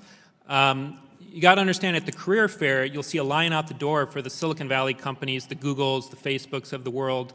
And for these other industries, it's very difficult for them to compete for this talent, not only because of the insufficient number of qualified, skilled workers who are trained in appropriate security, but because just the competition is so great. So hence the one of the major industrial company, General Electric's ads about showing the young man or woman going to work for a General Electric, so I'm going to go work for a high-tech company. They go, well, you're going to work for General Electric. So maybe that's why they're pursuing that. It's a good marketing strategy. Marketing strategy, try to get people to come work for them. Yeah, absolutely. Because they are. It exactly proves the point we're saying here. Matter of fact, they make refrigerators right outside of my district in Louisville, just so that, and they're very high-tech. Very high-tech. Matter of fact, they were showing me one. I could figure out how to operate the refrigerator. It's automatic coffee pods and everything in it. My refrigerator tweets. So. Yep, that's what they do there. So let me ask you, in your testimony, you start with the basic premise that cybersecurity threats, as Dr. Fu, are constantly evolving. This is a truism that we have heard reinforced many times. One of the issues is the identification of vulnerabilities. Can you tell us about how vulnerabilities are shared nowadays, and if you have any recommendations moving forward on information sharing? Sure. So there are many different ways to share vulnerabilities. In the consumer world, for instance, there's the U.S. CERT, which is a coordinating agency, works in concert with DHS, works in concert with Idaho National Labs and other places to collect information from security researchers and then provide it to manufacturers. That's just one pathway. Other pathways are things like bug bounties, rewards directly between the researchers and the companies. And then the third way that's becoming a little more disturbingly popular is just to sort of drop it in the public before there's a chance to deploy any kind of mitigating control or evaluate whether or not the report is true. Okay, and you sort of talked about this earlier about that the hackers are going to look at the least secure device and then get into the system through that way. So, but I'm just going to ask you this again. What is the general level of security included in consumer-grade Internet of Things devices? Have the recent attacks prompted any conversations that you're aware of about the security included in those devices with manufacturers? I have seen no good news about any security in any IoT device. Even in my own home, I've seen devices where I could trivially, anyone on the internet could just break in and take complete control.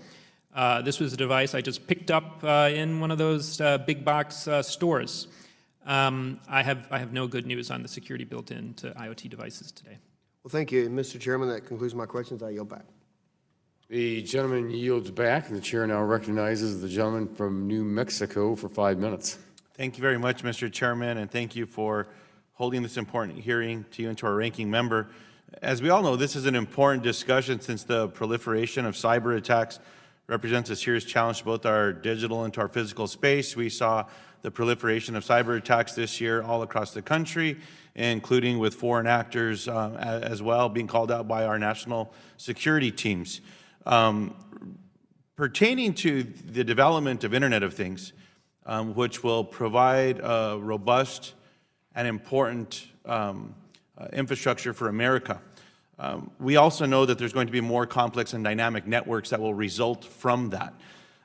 Dr. Fu, you talked about shadow devices. Currently, Los Alamos National Laboratory is looking at ways to use the data they collect from all devices connected to a network to monitor and protect against malicious attacks. The LANL work addresses the issue of dynamic and ill-defined networks with devices joining and leaving. It constantly monitors these ever-changing networks to detect and respond autonomously to malicious behavior. Can you talk about the importance of us moving in that direction as well in developing this, maybe looking to national assets like our national laboratories and what we can learn there for tech transfer opportunities, whether it's in a secure space or an open space, to help us with these endeavors? Well, I think what I can do is I can say NIST has a document that talks about how to do this kind of security well, and I hope LANL is implementing these. And one is you have to know your assets at risk, so you enumerate that, and it sounds like that's what you're referring to. The second is to deploy compensating controls that match those specific risks. And then the third one that we often forget as consumers and industry is to continuously monitor the effectiveness of those controls. And that's where it gets to the shifting threat landscape. You deploy a security product today, might be effective, tomorrow might not work at all. Now here's where I'm a little skeptical of LANL and other agencies that claim they know all of their networks. I know as a fact that most hospitals refuse to look at the security of their most sensitive networks because they're afraid of tipping over things like linear accelerators, radiation therapy devices, very sensitive machines. They have actually rebooted from very simple security products. So if you're in a facility that has nuclear materials, fissile material, I would be very skeptical of a claim where they've thoroughly vetted the embedded systems to see how well they survive, unless they've actually tipped something over. Is there a benefit, though, with working with these national assets to assist us in the private sector? I think there can be a benefit for safety-critical issues for places like LANL. I think there is quite a bit of expertise in what's called embedded security at many of the national labs. However, this is a very interdisciplinary problem, and I've seen this come up already in my vulnerability reports to different agencies. They will often tell me, I'm sorry, we don't have an in-house expert on that particular subject of this healthcare situation. Let me try to help you, and they usually have a difficult time finding a partner. Mr. Schneider, as more and more of our critical health, energy, and finance infrastructure is brought online, the things connected to the networks will need to be secured from inception to delivery.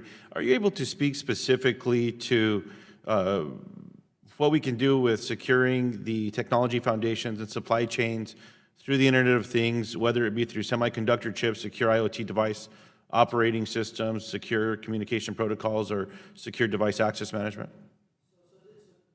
Apologies. So this is actually, I think, part of the big problem. Security has to go all the way down. So someone there, I think, who left, talked about that phone that surreptitiously, unbeknownst to the consumer, would send copies of your text messages to China. Now, on the plus side, it was cheaper, but you're not going to know, and that could be the software. We're worried about switching equipment that we use in our country that comes from China because we're worried about the hardware, that there might be some hardware switch that will eavesdrop or turn it off in the face of hostilities. And these are very complicated questions. And any place in the stack, we can cause an insecurity that affects the others. Lots of people are working on this. There's a lot of tech here. But this is, I think, an extreme worrisome issue when we deal with global manufacturing. So this is an American device made, I believe, in China. And many of our devices are made in countries that might not be as friendly to us at all times as we'd like. And while we have tech that will hopefully detect these things, it is an arms race. And right now, there is an edge on the attacker. It is easier to hide a vulnerability in something like this than it is to detect it. Now, we also use that, right? I mean, the NSA uses that to spy on our enemies. So there's some good here, too. But I think, by and large, it's dangerous for us. And, Mr. Chairman, as my time runs out, I think, Dr. Schneider, I'll maybe submit a question to you pertaining to maybe expanded use of trusted foundries pertaining to hardware, and we can have an expanded conversation in that space. Be happy Thank you, to. Mr. Chairman. Well, thank you. The gentleman's time has expired, and the chair now recognizes the gentleman from Texas for 5 minutes. I thank the chair and welcome Mr. Drew, Mr. Schneider, and Dr. Fu. I have to admit, last night I lost a little sleep preparing for this hearing, all because we focused on September 21st of this year when Mirai Botnet launched a DDoS strike that on the Creston on security, over 600 gigabits per second swarmed them. And then a month later, October 21st, the same bad actor went after Dine. I lost sleep because after 9 years in our Navy as a naval aviator, 8 years working on the Senate side as a senior staffer for 2 Texas senators, and 4 terms in the House, I know the biggest threat to our security and our prosperity is not bombs, it's not missiles, it's cyber attacks and cybersecurity, ones and zeros. What bothers me most about what happened early this year is that the attacks, the execution, was exactly what Coach McHugh told me when I was 9 years old on the football field. He got his little drew play in the sand. Here are the defenders, there's 2 over there. We'll swarm them with 4 offensive people, score a touchdown. That's exactly what these guys did. Nothing hard, nothing new, and yet they had the success of having 600 gigabits per second swarm Crescent on security. And so, in this environment, we can't be reactive. We have to be proactive. Our government has to be proactive. Now, I said the word government and said proactive. Looking around the room here, some people shook their head and smiled. They know those words don't go together, but somehow we have to come together to address this problem. And Dr. Fu, I love your term about we have to have it built in, not bolted on. I know Mr. Lance asked questions about that, but I want to further elaborate on, say you went crazy, you ran for Congress, you won, you're a member of this committee, how would you ask, what do you think we should do to help out our American economy, make sure we control these attacks and be proactive instead of reactive? What's our role here in DC? All right. Thank you. Let me first correct the build it in, not bolted on is actually a phrase my community has been using for many years, including Mr. Schneider is behind that quite a bit. But I would say to really get out in front of this problem and be proactive, we haven't even done what I would consider, if I were talking with my students, I would say you have to do your pre-lab first before you do the real work. And the pre-lab is basically going out and actually getting firsthand information from some of these constituents. I'm doing that, and that's where I'm getting my firsthand information from the executives themselves, from the engineers, and I'm just picking up horror story after horror story. I can't relay that to you in this manner because you haven't seen the people I've talked to.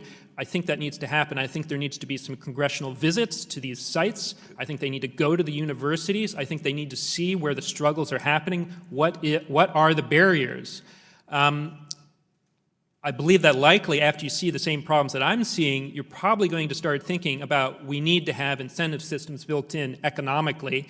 I don't know what these are going to resemble. Could they be regulations? Maybe.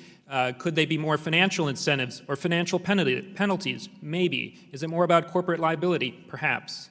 I don't know the answer on the mechanism, but I know that we need to get more people doing congressional visits to these sites to understand where the problems are born. Thank you. Congressman Lake Drew, your concerns about that, how does we get involved in D.C., how the laws, if you could write laws, how would you write the laws to help your organization overcome this incredible challenge we have with these cyber attacks?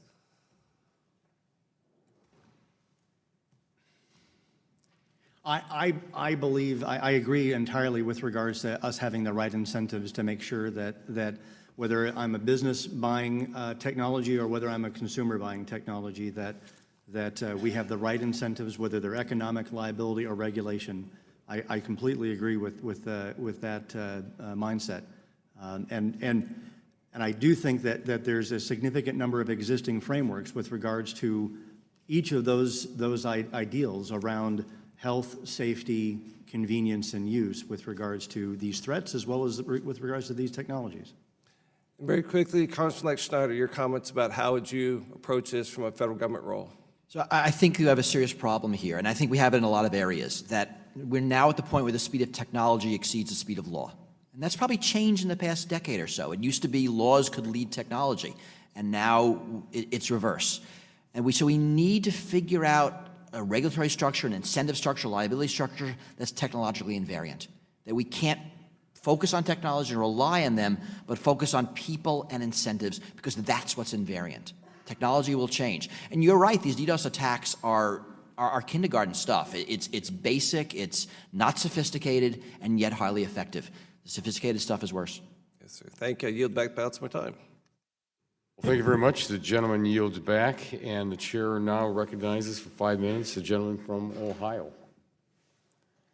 Thank you, Mr. Chairman, and thank you, gentlemen, for joining us today. Having spent nearly 30 years of my professional career in information technology, I want to get a little bit more into the technical aspects of some of the things we're talking about this morning, particularly traditional DDoS attacks versus these connected device DDoS attacks. Mr. Drew, as I understand it, these DDoS attacks have been around almost as long as the internet itself has. They've certainly gotten worse over the last few years, but at least for traditional DDoS attacks, we know that we know how to defend them against using techniques like IP address blacklisting or whitelisting and IP packet inspection, among other techniques. Can you tell us a bit more about those defensive techniques, why they've been successful in defending against traditional DDoS attacks? I'd say about every 3 years or so, we encounter an evolution of capability with regards to DOS attacks. Every 3 years or so, we have somewhat of a backbone impairment event on the global internet that is resulting of adversaries developing new capability based on either new weaknesses or new technology, and then directing that capability to the backbone. And so I'd say that the community at large has been fairly proactive as well as reactive in investigating what those bad guys are doing with the techniques that they're evolving and shaping, and making sure that our capability to respond is built into the platform, or in some cases bolted onto the platform by redirecting traffic and scrubbing it. So what I'd say is what scares us about IoT attacks is just the enormous potential scale.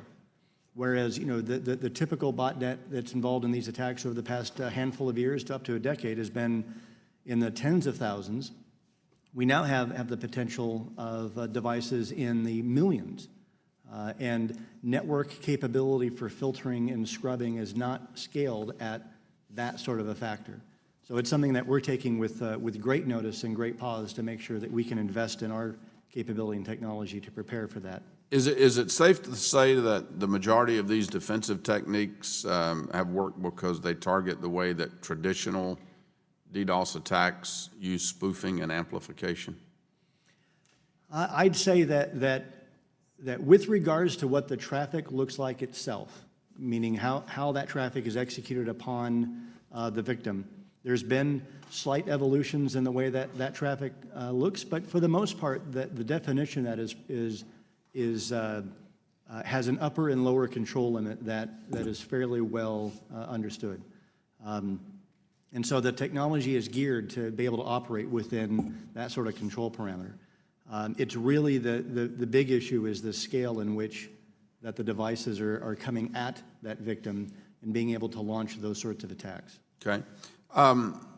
So to get kind of to the heart of the matter of why we're here today, because from what we've been told, this Mirai botnet doesn't use spoofing or amplification. Is that accurate? That's correct. It uses what's called a shaped attack, where it can send any protocol or any packet that it wants to. Okay. Instead, the botnet is built out of these individual connected devices that, and you say now there are potentially millions of them out there that are so numerous that spoofing and amplification aren't even necessary. It's just a deluge of traffic from those connected devices, correct? That's correct. If you wanted to send a large amount of traffic in the past, you would use a amplification attack. Okay. Now with devices like this, you don't need that. Well, I think we need to dig into this a little more then, because when we were talking about defensive techniques before, most of those defensive techniques seem to rely on DDoS attacks that use spoofing and amplification. If a DDoS attack doesn't use spoofing or amplification, and you began to allude to it a little bit, how do techniques like IP address blacklisting or whitelisting or IP packet inspection work, and how effective are they? I'd say, in fact, they're probably more effective on non-spoofed traffic. And so that the overall capability to inspect and mitigate is more capable when the traffic is not spoofed. Again, I'm going to go back to the scale issue. Is that a lot of that technology is built for the hundreds of thousands of inspections at the same time, as opposed to the millions of inspections at the same time. My time has expired, but I guess it's safe to say we've got a lot of work to do, and we got to stay on this because we've got to develop new techniques to handle this new threat, correct? Absolutely. Okay. Thank you, gentlemen. Mr. Chairman, I yield back. Chair thanks the gentleman. Gentleman yields back. The chair recognizes the gentleman from Missouri, Mr. Long. 5 minutes for questions, please. Thank you, Mr. Chairman. And Mr. Drew, I understand that newer brand name devices are generally safer and less vulnerable to cyber attacks, but how much blame would you put on low-end manufacturers cutting corners on security with the type of attack that happened in October? Well, with specific regards to the type of attack that happened in October, a vast majority of the devices were those low-end manufacturers from other countries.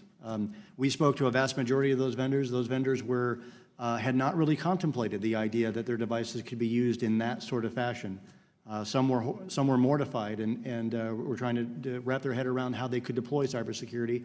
And frankly, other manufacturers had no interest in deploying because they had every belief that their consumers would continue to purchase their product. Okay. This is directed to all of you. I guess we'll start with Dr. Drew since he's teed up there. But what are some ways hardware and software manufacturers can band together to prevent a cyber attack like the recent one?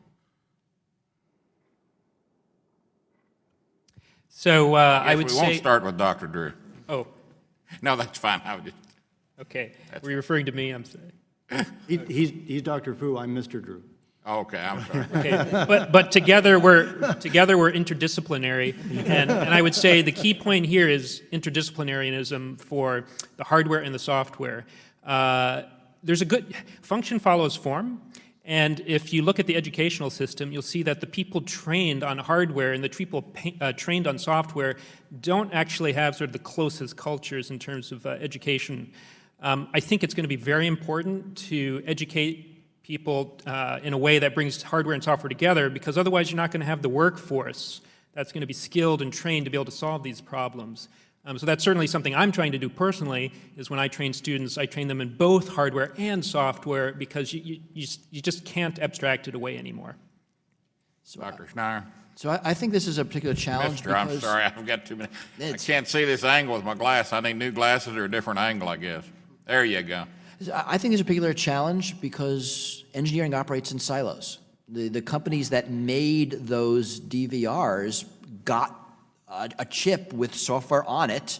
They didn't inspect it because it's a blob, and they put it in their device. They sold that device to some other company that put their name on it and sold it to the consumer. And you have this chain which is very opaque, and companies will hand off to each other. So banding together, I think, is going to be very difficult. And the way we can do that is to incent it. If I have liabilities that go up the chain, if I have regulations that will affect each other, then I'm giving the companies reason to not just say, yep, this works, I'm going to put it in my device and I'm going to sell it cheaply. It's hard, and I don't have a good, crisp answer. Hopefully, Mr. Drew does. That's why we put him last. I would say that I agree with regards to cheap IoT. I think with regards to cheap IoT, the focus primarily is on the specific set of applications that they're looking to develop. They get hardware from another manufacturer, they get the baseline operating system from somebody else, and they just develop their application and don't really know how it all interconnects together as a global ecosystem. I'd say on more emerging IoT that is a bit more integrated and a bit more capable of being interconnected to other IoT devices, we are seeing a lot more sort of discipline and knowledge with regards to marrying both hardware and software disciplines together, as well as being able to achieve higher security standards as they interact with each other from device ecosystems. So a long way to go, but a lot of growth in that particular area. Let me ask you something else. Could the recent cyber attacks have been avoided if the targeted sites registered with more than one company that provides the same services that DYN provides?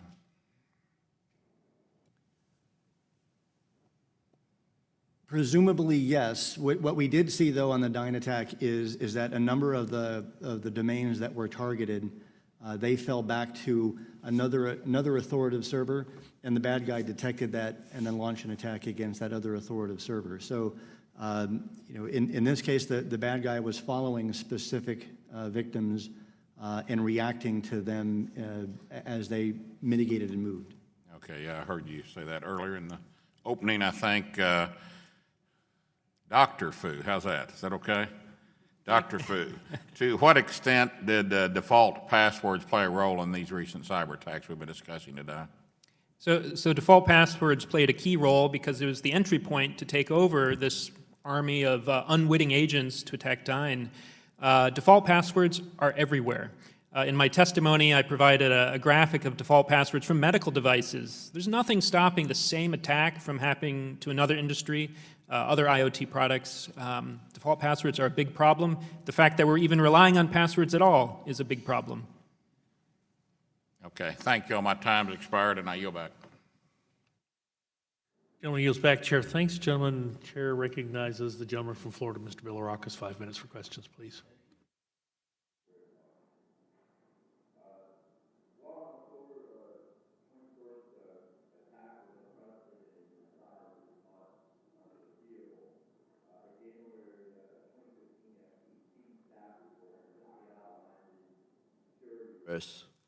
Thank you. Internet of Things devices present, including potential attacks on other systems. Dr. Fu, it appears that one of the reoccurring problems identified in your testimony is the use of insecure operating systems, which are actually easier to infect and target for distributed denial of service attacks. Have you seen industry react to these issues and move forward more stable operating systems? And are there impediments to making such a switch? I have seen industry move to better operating systems, but like most communities, there's a wide distribution. There's a leader, there's maybe not the leader. I still see Windows XP, which is a decades-old operating system in critical systems. There's a photograph of one Windows XP system in a water treatment facility in Michigan in my testimony, controlling water pumps for the city. Windows XP is susceptible to the last decade of already released malware. It doesn't take anyone more than a kid in their basement to be able to cause a problem. It hasn't happened because no one's wanted it to happen. It's all about the economics. Certainly on the high-end devices like linear accelerators, for example, or radiation therapy devices, you're talking multi-million-dollar machines. Certainly when a hospital buys a new device, they're more likely to get a new operating system because it just comes with the new system. However, most hospitals have capital equipment costs, and they don't want to have to buy a new MRI or whatnot every 10 years. You know, it should last 20 or 30. This is why you'll still see Windows 95 machines, you'll see Windows 98 machines, the year's important, in hospitals, because when they go to the manufacturer saying, hey, we really want to have an operating system that we can keep secure, they'll say, oh, sure, just why don't you buy a whole new machine? And so there was this unwritten assumption that the software would be maintained. It may not have been written into the agreement, but the healthcare community felt that it should have been kept secure, kept maintained, but from the manufacturing standpoint, it was, we've provided you this device. Thank you. Reports show that many devices used in the October attack were situated overseas. While some seek to regulate devices in our own country, how do we protect ourselves from devices that are outside the U.S.? Oh, Dr. Fu, and then if someone wants to chime in, Sure. that's okay too. Let me just comment briefly, and I'll let my fellow witnesses opine. I think the important thing about computer security is not to be able to put yourselves in a secure environment, but you need to be able to tolerate an insecure environment. We're never going to be able to make networks, blissful places full of rainbows. The networks are always going to be hostile, so we need to make sure that whatever we put on there is going to be able to tolerate malicious traffic. DDoS attacks, however, are extremely hard to defend against because they cut at the core of where we are least prepared, and that is high availability. Anyone else want to comment on that? So it's two things. I think that U.S. regulation, especially if it's U.S. and Europe and some more major markets, can cause a new environment which raises the tide for everybody, because companies are not going to make two devices. They're just going to make one device and sell it. So we can make a difference with us in like-minded countries, like we can in so many other industries. But Dr. Fu is correct that we can't assume ever a benign environment, that it's going to be a combination of making the devices that we can touch more secure, which means the insecure devices are more a minority, and then building infrastructure controls to secure against this malicious minority, and it'll always be that. Thank you. Sir, do you want to comment quickly? Because I have one more question. I was just going to say that we have a fundamental belief of ensuring that we can try to route packets on the backbone that are based on reputation. So the more that businesses and backbones can collaborate together on data and route traffic based on reputation, I think the better prepared we're going to be. Thank you. One of the biggest concerns for Dr. Fu, one of the biggest concerns of future distributed denial of service attacks is the potential impact on hospitals and their patients. We already know that hospitals are targets in other areas such as ransomware hacks. Question for Dr. Fu, how can hospitals best protect themselves from these threats in their current technology, and should industry prioritize the healthcare sector in preventing current cyber threats? Right. Well, in the short term, hospitals are in a sticky place. There's not a whole lot of mitigating solutions. So the best medicine I can recommend for hospitals right now is to really know their inventory of medical devices. I saw some discussion yesterday in a DHS report about a bill of materials of software. Hospitals don't even know what software is running on the inside of their facility because the manufacturers don't know themselves what are on those medical devices. If we only knew what was on the medical devices, we could better understand what risks we are taking. Thank you very much. I yield back, Mr. Chairman.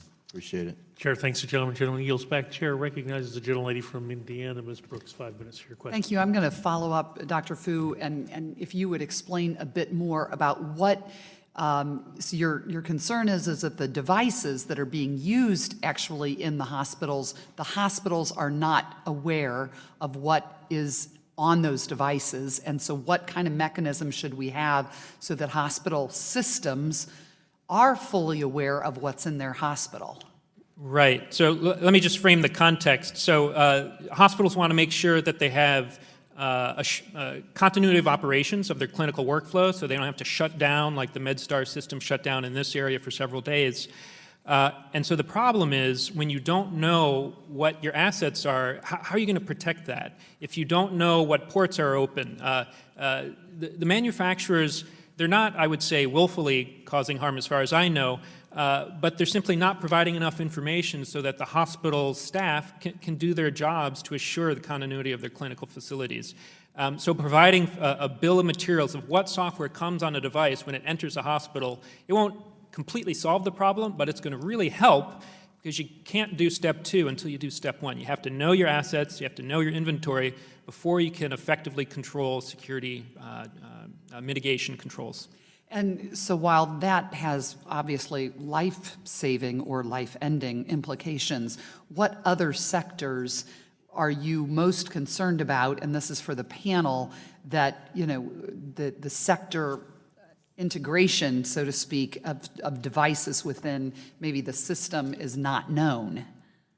I'll just say public utilities, water, gas, electric. It surprises me how people just sort of laugh about, oh, we don't have security, ha ha ha. And, you know, we're not going to be laughing when the lights go out. So I think looking at it in sectors is almost self-defeating, because what we're worried about is interactions. And, you know, if you ask somebody a month and a half ago whether a vulnerability in a web camera can affect Twitter, you know, some people would say no. And in a lot of ways, we barely know how the internet works. I mean, Mr. Drew's answer of whether this particular defense would mitigate this particular attack, and the answer was, we're not really sure. And it's the emergent properties of interconnecting everything that causes the vulnerabilities. If we focus on a sector, we risk missing the big picture. And they are all computers, whether they have wheels or propellers or in your body, and they affect each other, or they're on the same internet. So I urge you to think holistically. And not, I mean, there are sectors that are more vulnerable, more critical. That's obvious. But the cause of the vulnerability could come from nowhere. Mr. Drew, a question whether or not, what your thoughts are as to whether or not hacking back or some other form of active defense should be permissible. Thoughts on that? I know that this has been a fairly large debate within my industry. It's been a fairly large debate within the U.S. We have these conversations on a regular basis about green viruses, where if we know a particular exposure exists and we know that we can write software to go out and patch the system on the user's behalf to get the malware off the system, then we would be better protecting both the consumer as well as the internet as a whole. And I think that is a fairly dark road to go down. I think that it's an excuse for us not fixing the ecosystem and providing the right incentives in the right locations, and potentially has impacts that you know, the author writing that software isn't necessarily aware of, as he's touching a pretty broad set of devices out on the ecosystem. So I'd say I fear more of the consequences of that than I do pushing the right incentives in the right layers. And going back to the question about whether or not we have the appropriate safeguards in place, we have 209,000 job openings right now, according to Dr. Fu. And what are the programs, degree programs or other types of certification programs that should be offered that we are not offering enough in our higher ed institutions or training programs? And, you know, are degrees necessary, or do we need to have different types of certifications short of degrees? I think we need all of the above, especially it's a little-known discipline called embedded cybersecurity. But this is very related to IoT, bridging the hardware and the software. I think we need both at the community college level. I think we need both at the four-year college, both in the graduate studies, also especially in advanced master's programs for already skilled workers who are perhaps experts at building cars or designing cars, but need to know how do you build security into that thinking. There aren't enough opportunities for those workers to come back to get that training. And a final comment is the pipeline. I think in the engineering and some of the sciences, we have difficulty, I think, attracting, tapping new resources, different demographics. I think we need to be much more, doing much more outreach to high schools and some of the kids who are coming up to encourage them to go into these fields, and especially women and minorities. Thank you all for your work. I yield back. Chair thanks the gentlelady. Gentlelady yields back, and the chair recognizes the gentleman from Illinois, Mr. Kinzinger, 5 minutes for questions. Well, thank you, Mr. Chairman. Thank you all for being here, taking the time and elaborating on these issues. Mr. Drew, for you, is it accurate to categorize the recent DDoS attacks as an international issue? It absolutely is an international issue. The device manufacturers were foreign. The majority of the locations where the devices were located was foreign. Most of what we're talking about here today from a regulation perspective wouldn't have a direct significant impact on at least the adversaries that were involved in the October 21st attacks. And are there any other countries, international groups, et cetera, focused on these security issues right now? Yes. There are a number of countries that are focused on very progressive cybersecurity controls. In Great Britain, as an example, there is a significant amount of cybersecurity work with regards to integrating that into the telecommunications sector. So, meaning that if you're going to be offering telecommunication services, or if the government's going to be purchasing services, you have to be certified at a certain cybersecurity level. And so, are you seeing any kind of, through these groups and countries, any kind of a consensus on how to move forward? And I guess what recommendations would you give to Congress to, in essence, marry up to that or work together on those issues to help the conversation?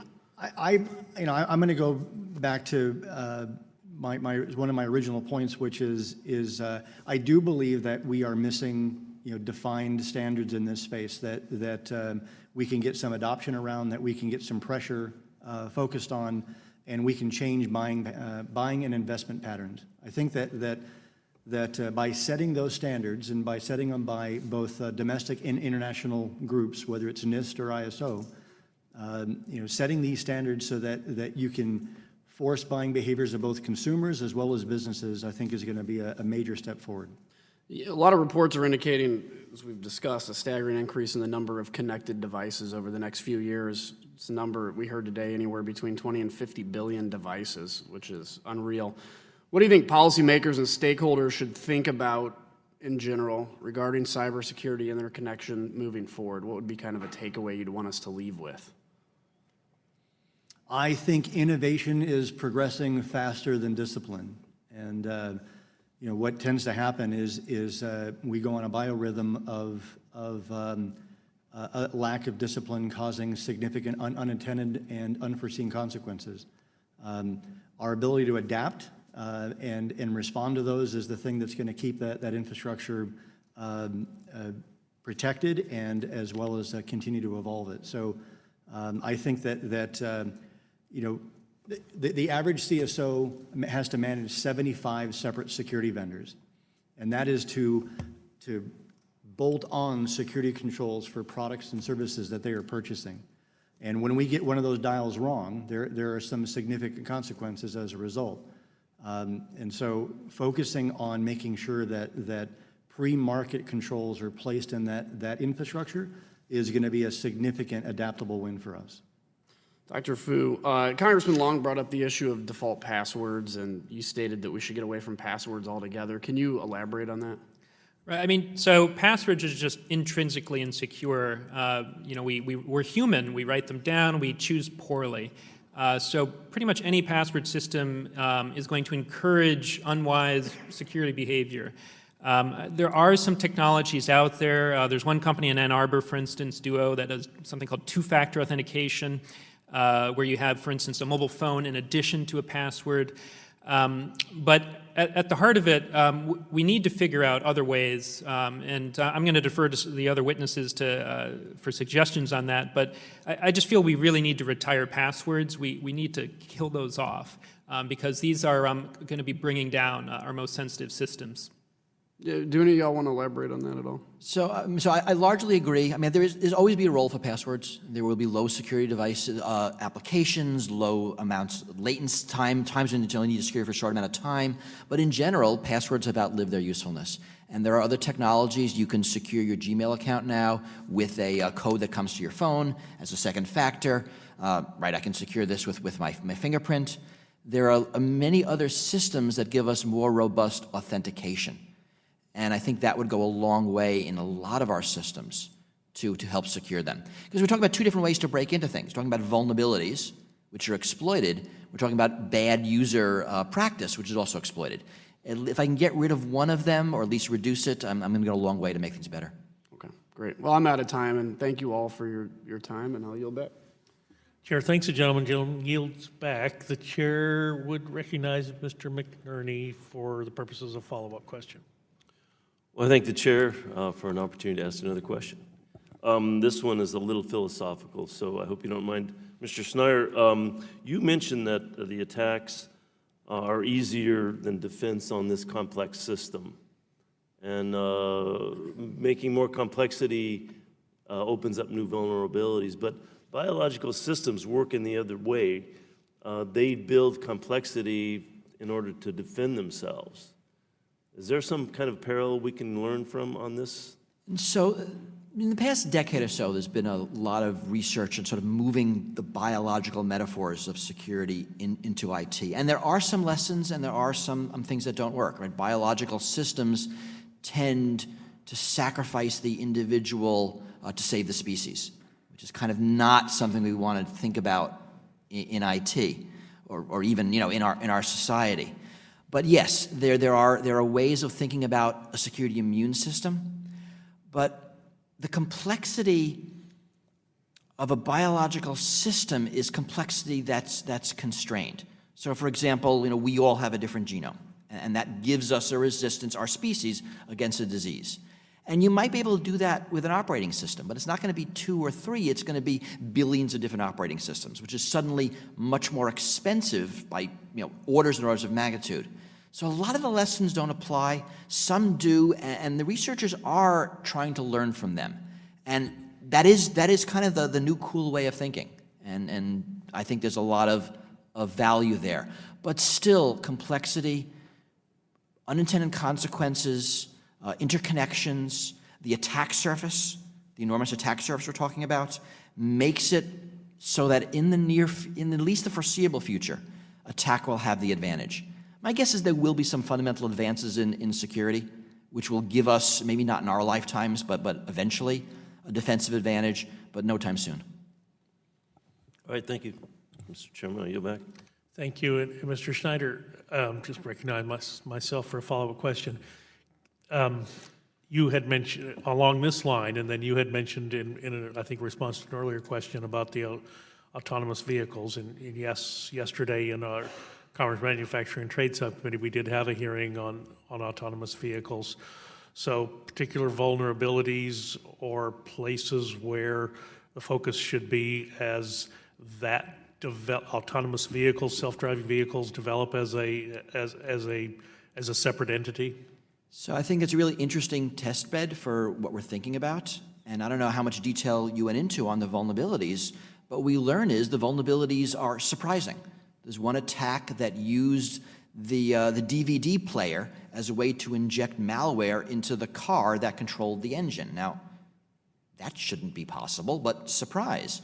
And similarly, I'm worried about the USB port on the airplane seat potentially controlling the avionics. The airline companies will say that's impossible, but those in computer security don't believe it. So again, the more holistic we can be, the better. There are always going to be surprises. So to get back to the immune system model, how do we build resilience into the system? How do we ensure that it fails safely and fails securely? How do we ensure, or at least make it more likely that a vulnerability here doesn't migrate to another vulnerability there, causing something more catastrophic. So the more we can look at the big picture, the less we focus on this or that, because it's the connections. And so if you think about it, it's exponential. Right? I have 5 things, that's 25 connections. I have 100 things, that's 10,000 connections. It goes up by a factor of square. I just did some math, so a little sorry here. But that's the vulnerability. And that's why that's why complexity is such a problem.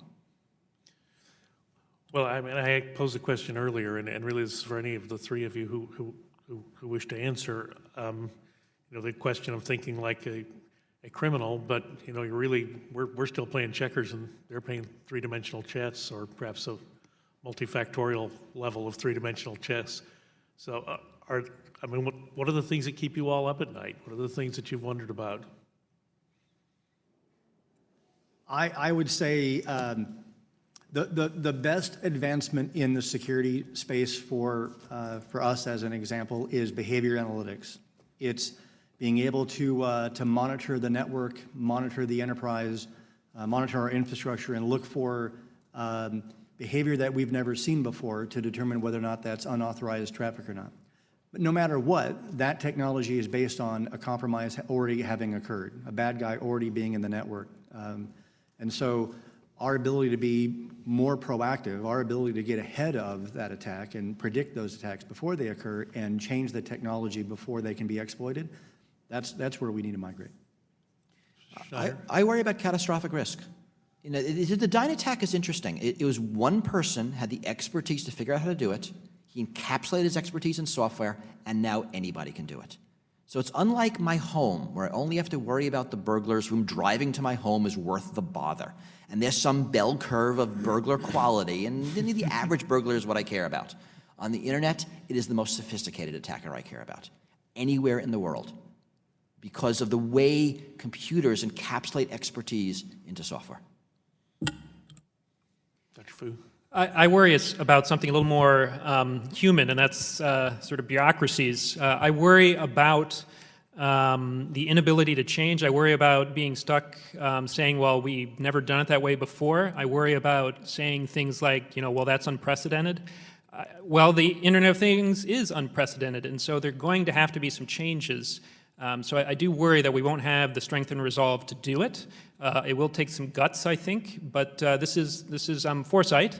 In the safety world, we saw this with hand washing. In the 1840s, hand washing was not even a thought that crossed your mind until after Ignaz Semmelweis. It took 165 years to get to the point where hand washing is common. It's going to take some time for security, but the time is ripe to do something now, and to do something wise. And I would just note for the record, I think Dr. Semmelweis did end up dying of a strep infection from not hand washing. So he also messed up his experiments. He didn't write them up well. Well, wonderful. This has been a very informative hearing. Seeing no further members wishing to ask questions, I do want to thank our witnesses for being here today. Before we conclude, I would like to include the following documents to be submitted for the record by unanimous consent: a letter from the Online Trust Alliance, a letter from the National Electrical Manufacturers Association, a letter from the College of Healthcare Information and Management Executives, a letter from AdvaMed, the Advanced Medical Technology Association, and a letter from CTA. Pursuant to committee rules, I remind members they have 10 business days to submit additional questions for the record. I ask that witnesses submit their response within 10 business days upon receipt of the questions. I didn't say it, but without objection, so ordered that all those things are inserted into the record. And without objection, the subcommittee is adjourned.